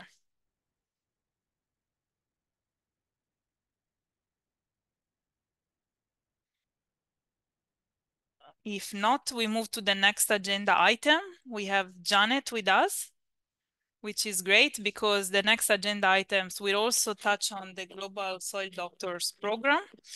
And it will build on what we already started to discuss under the report into the plenary assembly. So as discussed under the other agenda item, I will send country-specific emails to all GSP partners and national focal points, sharing contact information and details on who is part of the GSP from that specific country. Oh, wait, I see that Ismaili is back. Ismaili, we lost the last part of your speech. I'm sorry, because the connection dropped. Would you like to? Yes. Yeah, sorry for that. My internet connection is poor.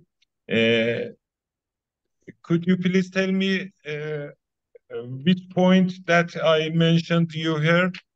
Yeah, we heard you up to the point in which you were saying that Iran will propose to establish this new network. But can you tell us more maybe about the objectives of the network? It will be about monitoring soil health or also linking to maybe the practices that we mentioned and the impacts. Do you have TORs for this network already? Yes, as I mentioned, this proposal has been provided by Dr. Saodat, And if you need any other details, I can get him some documents and some detailed information, and will send you by email to spread across the member of countries, if it's possible, or if you prefer, it is important to provide you. Yeah, if you like to send me any written document on these, I can distribute it among the members of the network, of the partnership, so that they are informed and can study it before the plenary take place. Okay, I will send you by sure. Thank you very much. Thanks to you. Thanks a lot. Thank you very much. And then we started to discuss already the next agenda item, that is on increasing GSP partners' participation to the formulation and implementation of national and regional activities. So as I was saying, I will send an email to all countries sharing information on who are the GSP partners, but also who is the national focal point from that specific country, so that we can start building a sort of national network and improve connections. And eventually we can also organize country-specific meetings to see, like, to break the ice and to see how we can get all these people to better work together. Now, as part of this agenda item, we have Janet, that is one of the coordinators of the Global Soil Doctors Program, that would like to tell us a bit more how GSP partners can contribute to the implementation of the Global Soil Doctors programs, but also how we can better implement the program in the region. So now I'm giving the floor to Janet, and then I take it from there. Janet, over to you, please. Okay. Thank you, Lucretia. Good morning, everyone. My name is Janet, and I coordinate a lot of the activities of the Soil Doctors Program. I don't know if you're able to see my screen. I hope. Yes. So, yes. So I'll dive right in. I know most of you know about the Soil Doctors Program, so I'll not, go through the entirety of the program, but I wanted to point you in the direction of the Asian region, some of the activities that we have that are ongoing. And you can see we have some trainings that have gone in Laos and in Bangladesh. And you can access these through the link that I've provided down here. I also put it in the chat. So these are some of these have been done in collaboration with the national institutes in the two countries. You can see, like, in Laos, the promoting institution is Dalam, and they coordinate the activities of the Soil Doctors Program.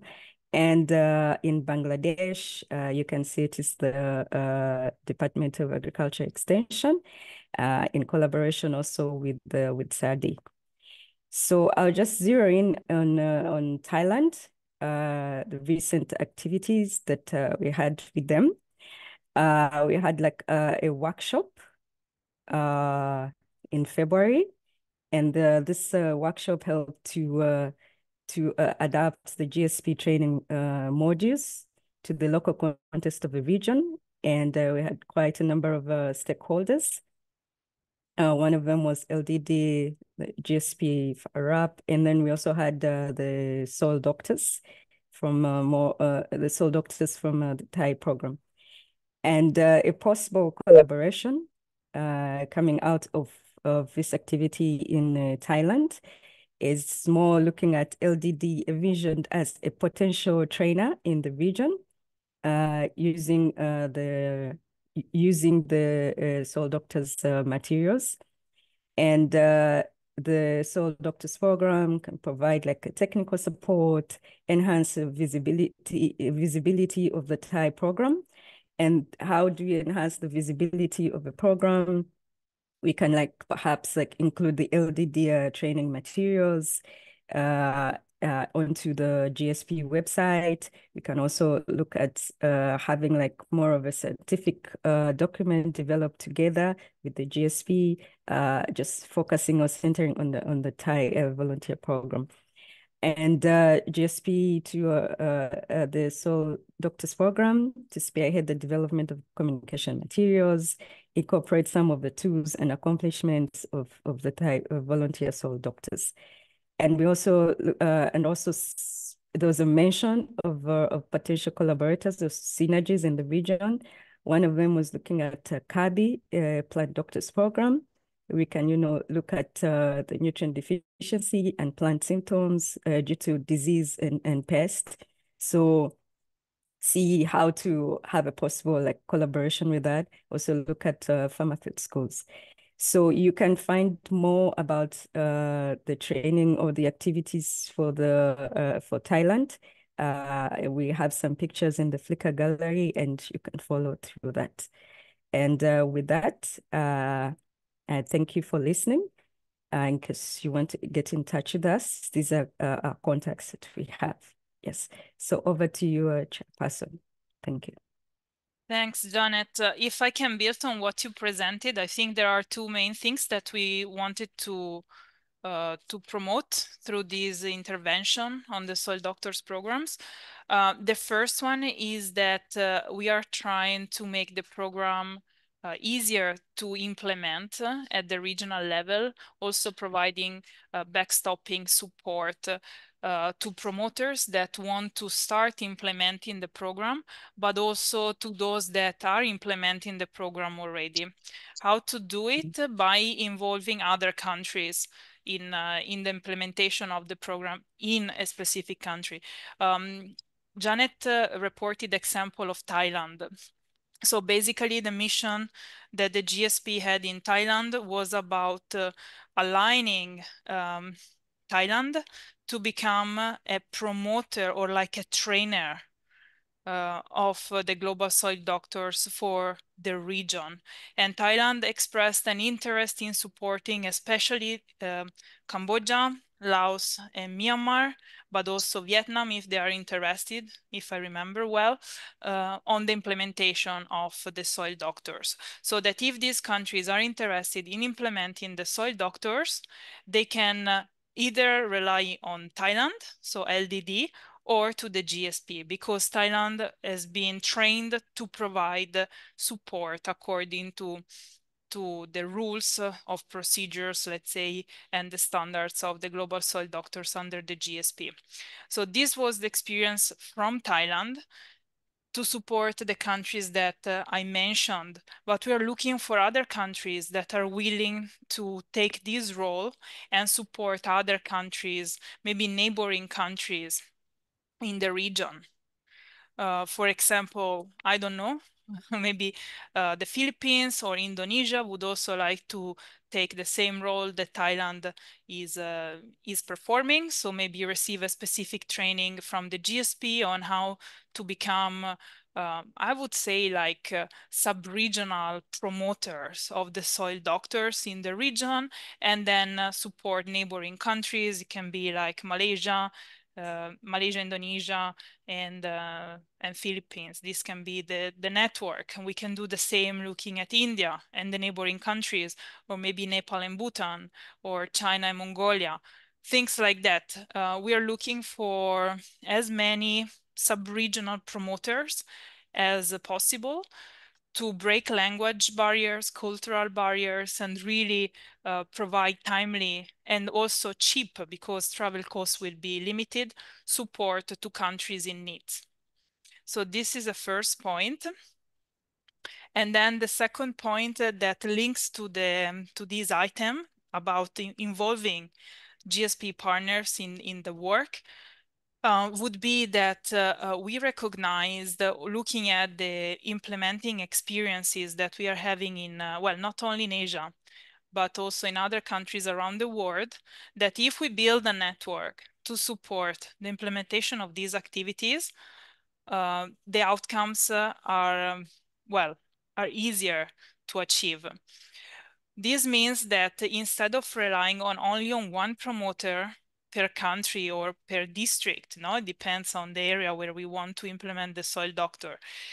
Instead of involving only one partner that has to burn all the cost of implementing the program, we can build a network in which, of course, there will be a leading institution coordinating the work, but maybe there will be someone else providing the training, someone else providing the budget, maybe linking to the private sector that can financially support the implementation of the soil doctors, or someone else, like that can print the material.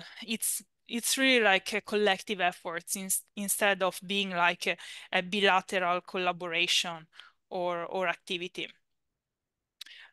Maybe, Janet, you might want to mention about what's happening in Mexico. That might be nice to the audience to learn about. So with the private sector there. Yes, the situation for Mexico, we have pressed the university, a local, a national university that is more of the promoting institution. But in line with this, it is getting support from the private sector. The company is called Bimbo, and it is supporting in the training of the soil doctors in Mexico. We also have a similar situation for Nigeria. We have the Soil Institute, that is the national institute that is promoting and that is a national promoter and coordinating the activities in Nigeria. However, they are also getting some funding from the private sector, from a fertilizer company that is supporting in the implementation of the program. So we are seeing more like kind of private sector wanting to come in to join in and support the Soil Doctors program. But we are doing this in line with the national or government institutions, as we can't really do direct with the private sector. Yeah. You are muted. Yeah, thanks, Janet. So indeed, we can have the government coordinating the work, involving research institutions and universities to provide the training, and then we can involve the private sector that can provide overall financial support. In the case of Mexico, if I remember well, the company is the private sector involved is a company that deals with the bread production. So like they directly purchase the grain produced by the farmers through the program, and they create a sort of label, right, saying that this grain was produced using sustainable practices under the program or things like that, right? So there is a sustainability branding involved, or Yes. something like that, if I remember well. Yeah.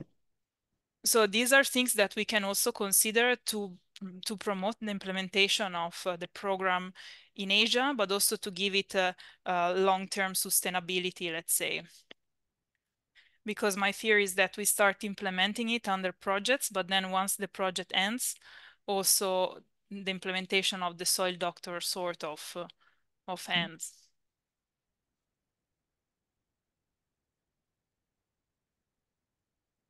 Any comment to this is welcome, eh? Perhaps I could also add something, like on the part of sustainability.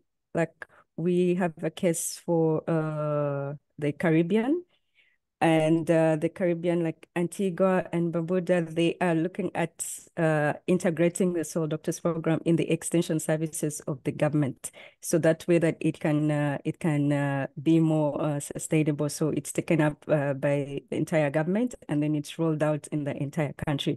So this is one way also that we can look at from the point of view of the sustainability of the program. Yeah. Thanks.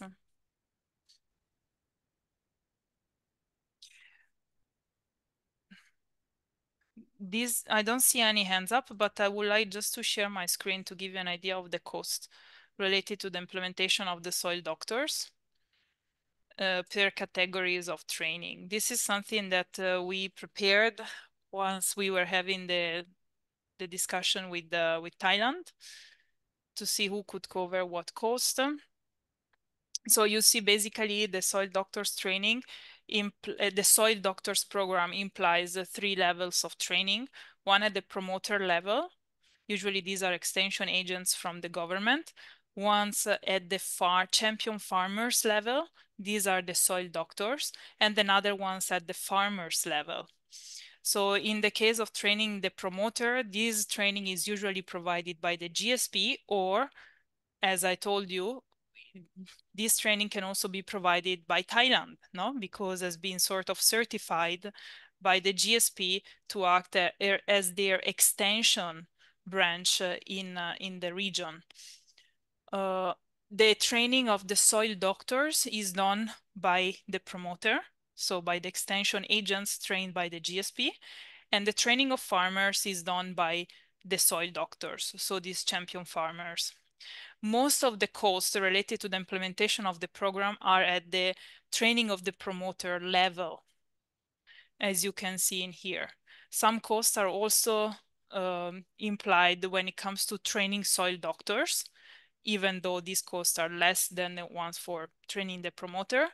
And very few costs, at least this should be the final goal, should be involved in training farmers, because the entire system is supposed to integrate in farmers' community dynamics. I see comments. Okay, Janet, there is an interest to implement the soil doctors in Mongolia. And okay, is there any other comment or question on the implementation of the soil doctors and how partners, also GSP partners in Asia, can be involved in it? As we said, by dividing task and responsibility, GSP partners can be involved. It's not something that only the national focal point has to do, or that whatever institution interested in the program has to do alone. We are thinking to develop it as a collective effort. Okay. Regarding the increasing of GSP partners' participation to the formulation and implementation of national and regional activities, would you like to propose any other solutions or activities to increase, to tackle this topic? Or you are fine with what we discussed?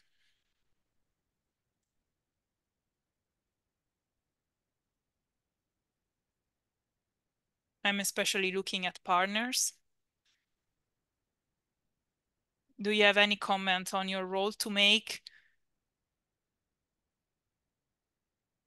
or suggestions on how you would like to increase your participation? And maybe also level of access to information? Gina, please. Thank you, Dr. Lucrecia. So, and just yesterday it was reported that the Philippines interest on the recarbonization of soil is under evaluation. So, however, Philippines do appreciate the value of the recarbonization of soil. So, on our part, we have started our this program on a coconut-based area. However, my interest is that this can be registered as the Philippines initiative in the FAO mapping of countries implementing recarbonization. Thank you. Okay, so you mean like with reference to rec soil? Yes? Yes. Okay, so Janet, you wanted to talk? I see you're unmuted. No. Okay. So I will write an email putting you in copy to Natalia, that is the coordinator of Rec Soil, to see if we can acknowledge Philippines' efforts on the topic in the official webpage. Yeah, thank you very much. Actually, I had sent my email to Natalia expressing our interest to implement. However, since I did not get a positive response, So we are just interested and implement it on our own fund. But the idea Okay. is that we want to be registered under the FAO implementing countries on the Pacific. Thank you. Thanks to you. Thank to you, please. Okay, if I have to planning to implement the soil doctor program in Mongolia, but it's training for promoters and soil doctors should need to. It's possible by online, or we should need to face to face.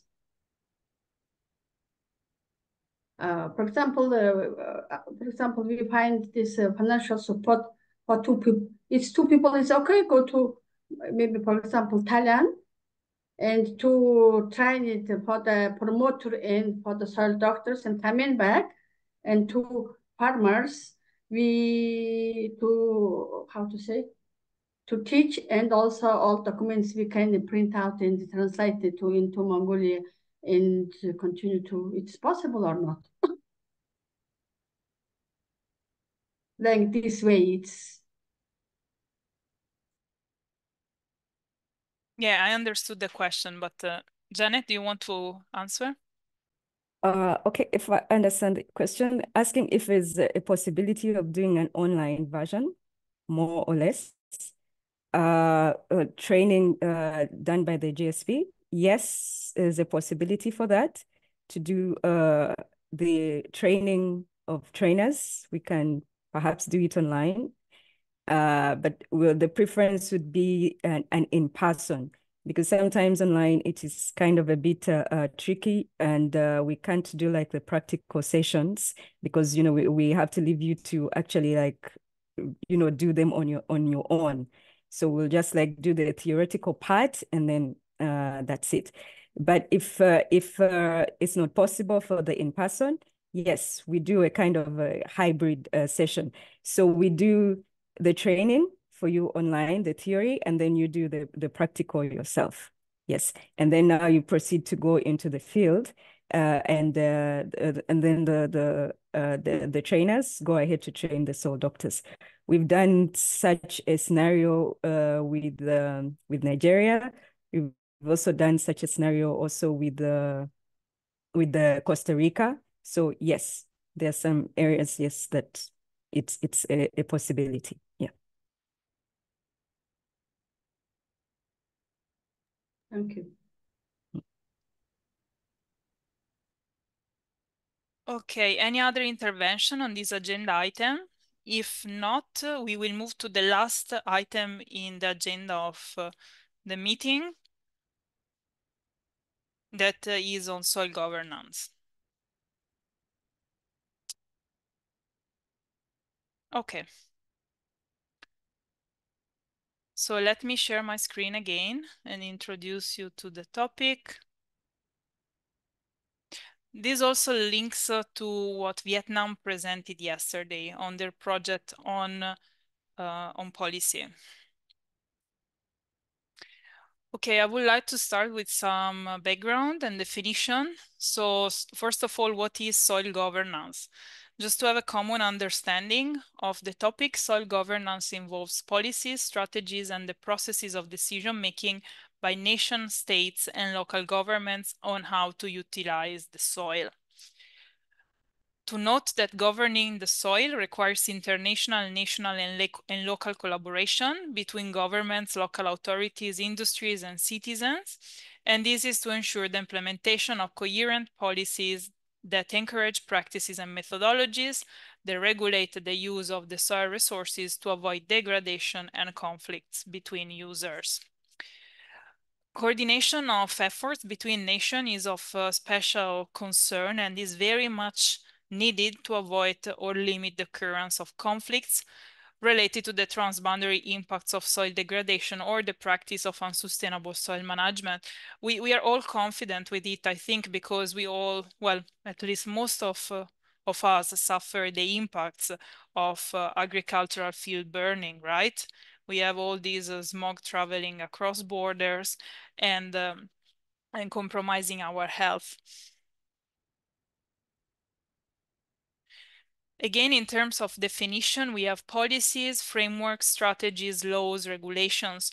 We very often hear about this, and somehow they are used as synonymous, but they're not synonymous.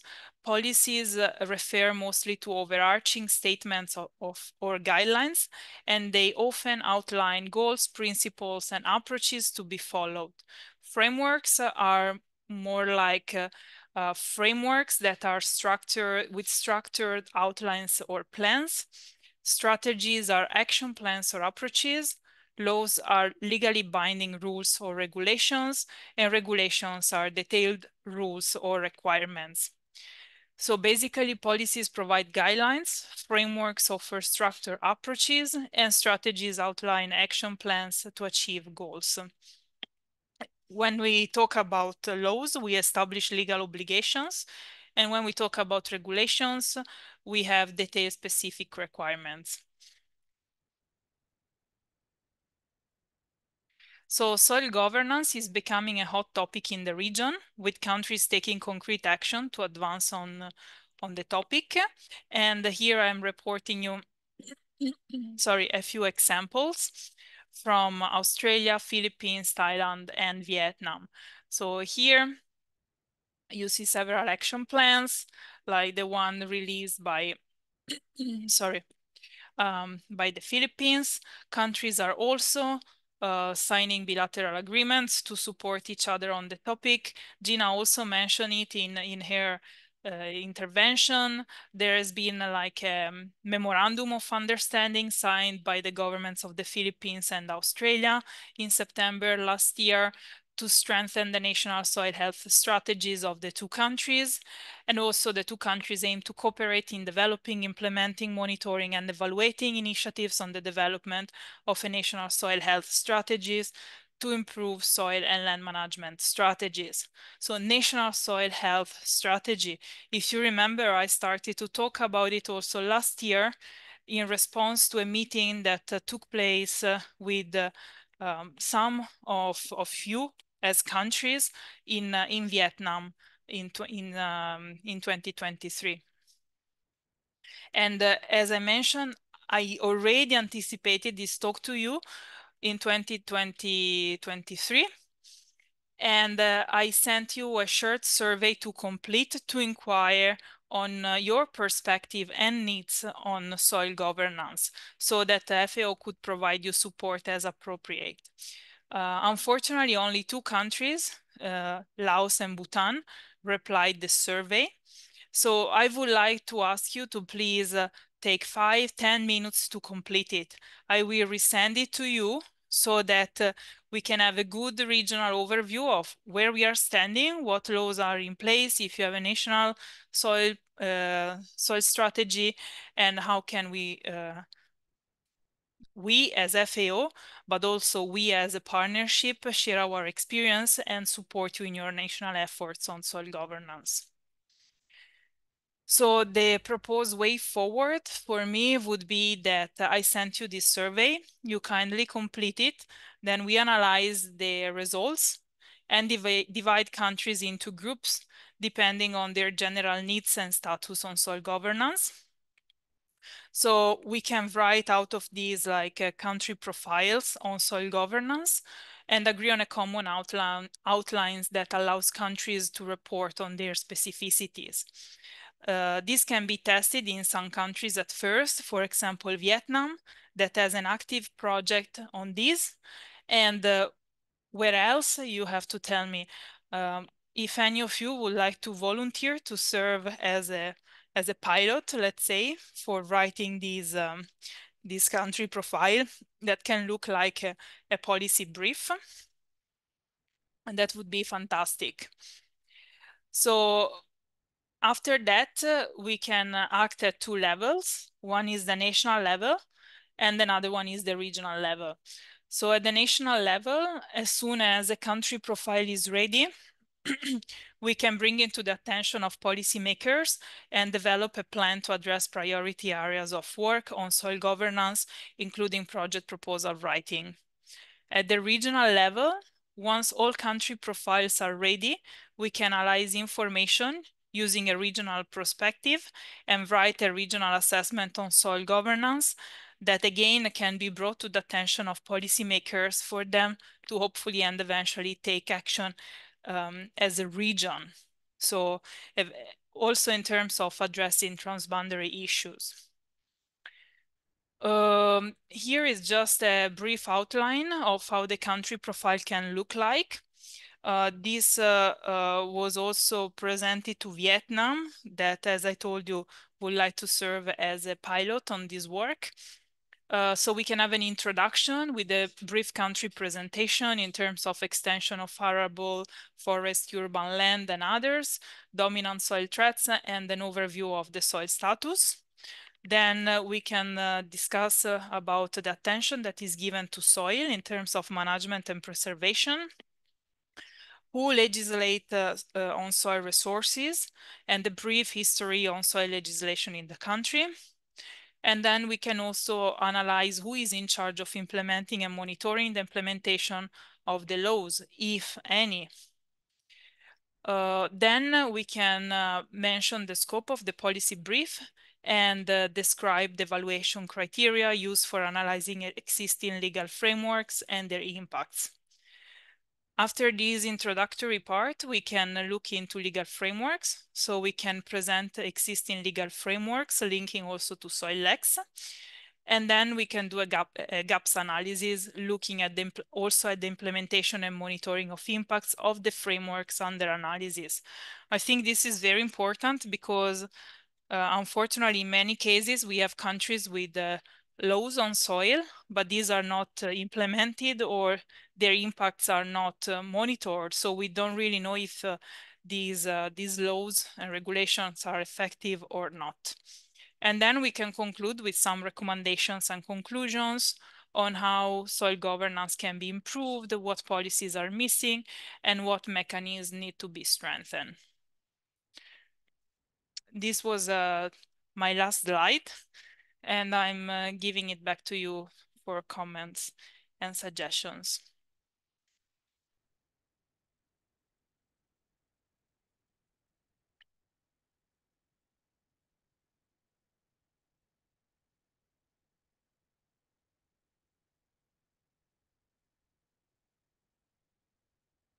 What do you think?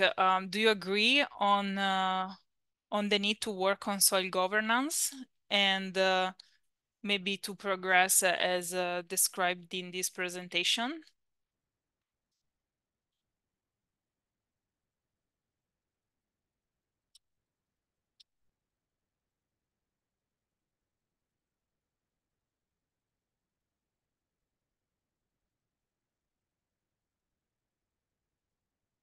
So I will send you the survey to complete, please. This is for national focal points, especially. Yes, Gina. Question, maybe thinking now.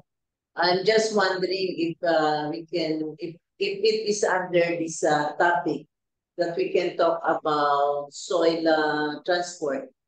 So Soil, it's sorry? soil transport. Soil transport. Mm. Something just like what we do for our PT samples.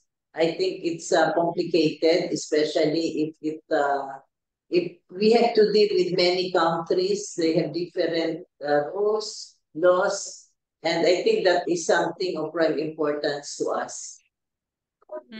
Because yes, eventually, yes, I think we can add a note on it in the policy brief, like in this country profile. We can make a note on this and how eventually like strict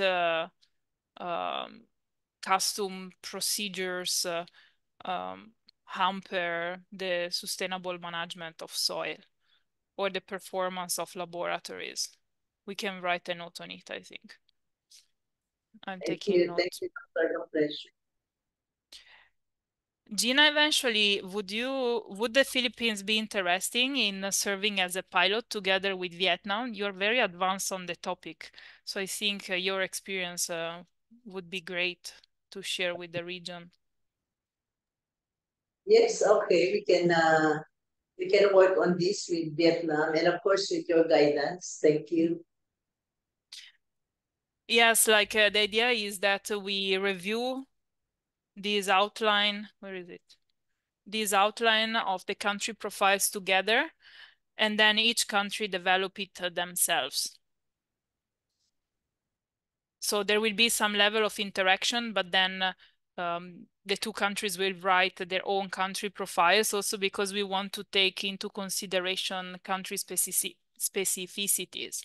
So the outline, there is an outline, but countries can also go a bit beyond it. Okay, thank you. Let me just take notes.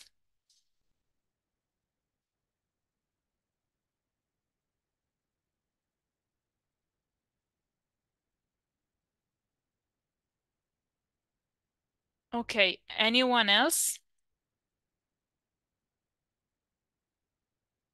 Congo, would you like to say anything building on what we are doing in Vietnam?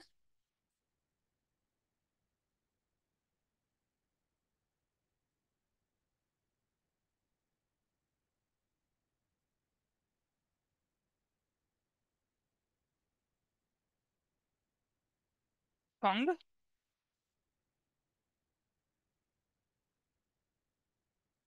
I think that's fine. Okay. Anyone else?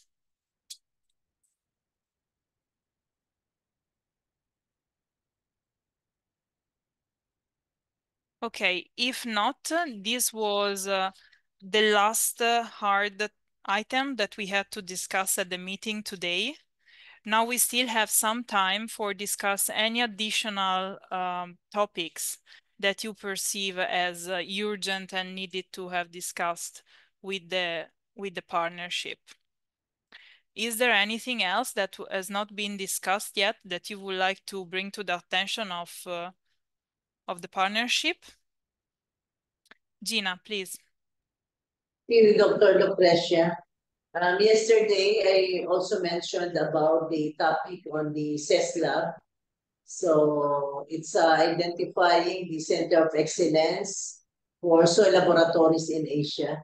And I think this is one effort of SILNET for many years now to be able to identify the Center of Excellence and Laboratories.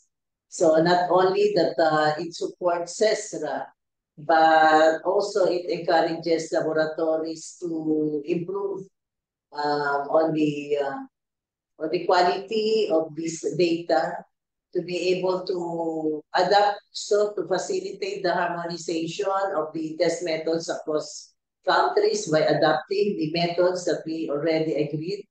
Because by doing so, if we do monitoring and evaluation of all laboratories, and this will help us also assess on what countries are ready for the global mapping, whatever purpose we may want to make use of it. For those who are not ready, to be able to be more specific on our interventions in terms of helping them to improve and upgrade the laboratories. Thank you. Thanks, Gina. Can you please remind me if you're talking about identifying only one center of excellence or multiple ones? We can set the guidelines and criteria on this, and if any of the laboratories within Asia qualified in the guidelines, then they can be recognized as a center of excellence for soil laboratories. Mm-hmm. Okay. Intuya, please. Okay, I would like to ask, do you have some plan to training for the laboratory staffs to harmonize on laboratory methodology? But we already come to told them, and some of the staffs should need to, I think, some training, face to face. Some, for example, this developed Thailand in some good laboratories. For example, in my institute laboratory, some equipment is not allowed, but we try to order it. And the European Union project, but it will become but there have some problems for the analysis methodology to, how to say, to follow, to implement them, and they have some problems for the results of the soil results. That's why it's really important in the future. Yeah, thanks, Tuya. So we managed to implement some training in countries under some projects, like we did it in Laos, and we are likely to do it also in Cambodia soon. Then, Gina, if I remember well, you will also have some training sessions at the next SealNet meeting in the Philippines. Yes, Dr. Lucrecia. Actually, this is something that we also want to finalize as to the trade. That will be part of the agenda, definitely. So we have set aside 2 days in the program for the training. Yeah, thank you.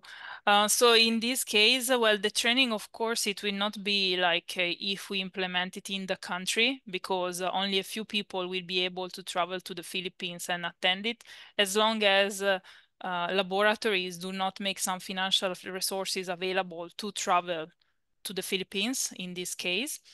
But again, my suggestion would be that we change a bit perspective and we try to integrate these activities into projects. Like if you have projects on soil, you include activities on training laboratories in it that will allow you to organize the training in your country, but also eventually to attend at the expenses of the project international events like the SealNet meeting and the related training, or other trainings organized under Glossolan or the other events. Yes, TCP again, it will be fantastic if we can make use of TCP projects. For this, we request the government to send a letter to the FAO country office asking for a project on soil. In this case, like on soil laboratories, we can put policy and also related to monitoring.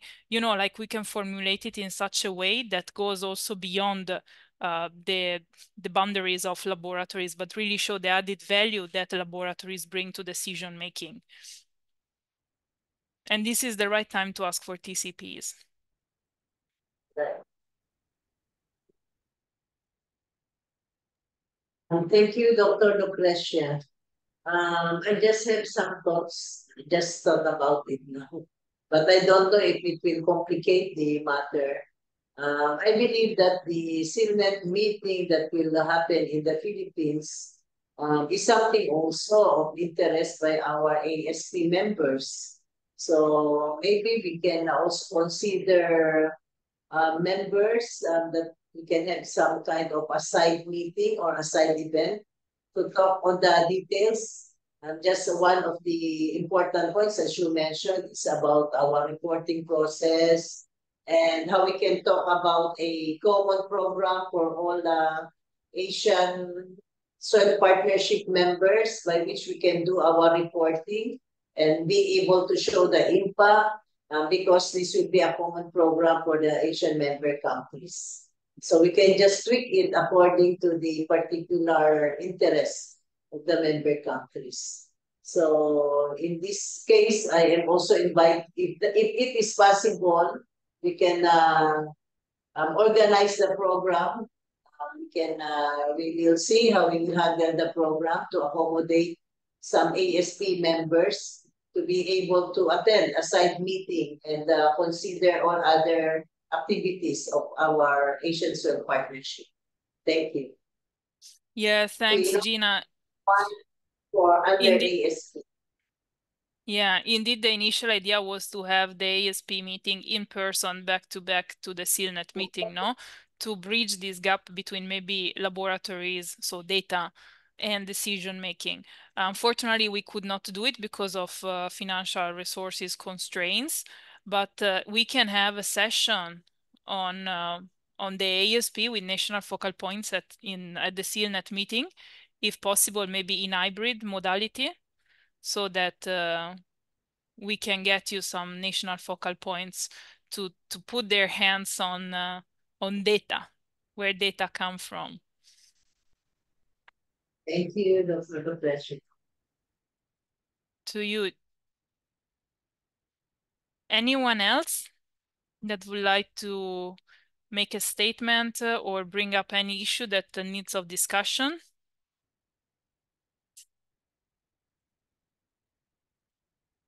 If not, let me ask you, Gina, did you discuss the Center of Excellence with Filippo and Glossolan? Any follow-up from the Glossolan CNET side? Okay, thank you for that. I think initially we presented this in one of the ASP meeting 2 or 3 years ago, and we had a lengthy discussion on this. The initial understanding was that CESLAB is under CESRA, but we tried to correct that impression because it has to be separate. It has another interest, and that is really on upgrading the standards and the quality of data of laboratories, as well as an excellent laboratory who is able to support the need of global soil partnership or Asian soil partnership in terms of proficiency, enhancing the capacity of labs. So not only proficiency testing, but training, capability building, and even trying to help other laboratories on how they can generate fund to improve their lab. So, but there are other criteria that was set. And given that it was already discussed in ASP, that was also mentioned in my report last year at the Global Soil Partnership meeting in July. So that was reported as part of the CILNET agreement. Thank you. Yeah, I remember that we already discussed the centers and you also reported about it at the plenary.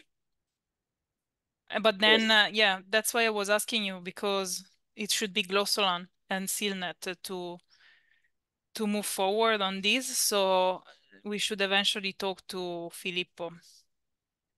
Yeah, because the ASP endorsed it.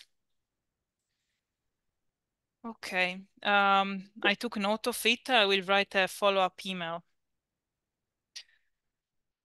Okay, anyone else?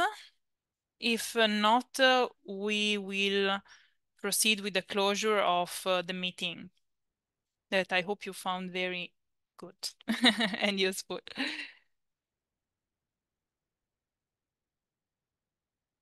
No one else? Okay.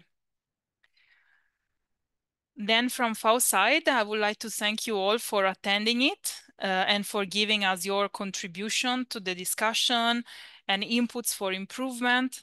We found it extremely useful. I took notes and I will send you a draft report with all of this at the earliest. The GSP Secretariat will also publish the presentations that were provided during the meeting on the ASP webpage, as well as the recording of the video and also the report once you give your clearance on its content and it goes through the FAO processing publication process. Again, I would like to thank you all for your active participation and contribution. Please keep your motivation up. I will do a follow-up on the implementation of all decisions made during this meeting. So please expect a number of emails from my side. I would also like to thank Iran for attending the meeting. It was a pleasure to have them with us. And I would like to pass the floor to Gina as ASP chair for delivering any closure remarks. Thank you.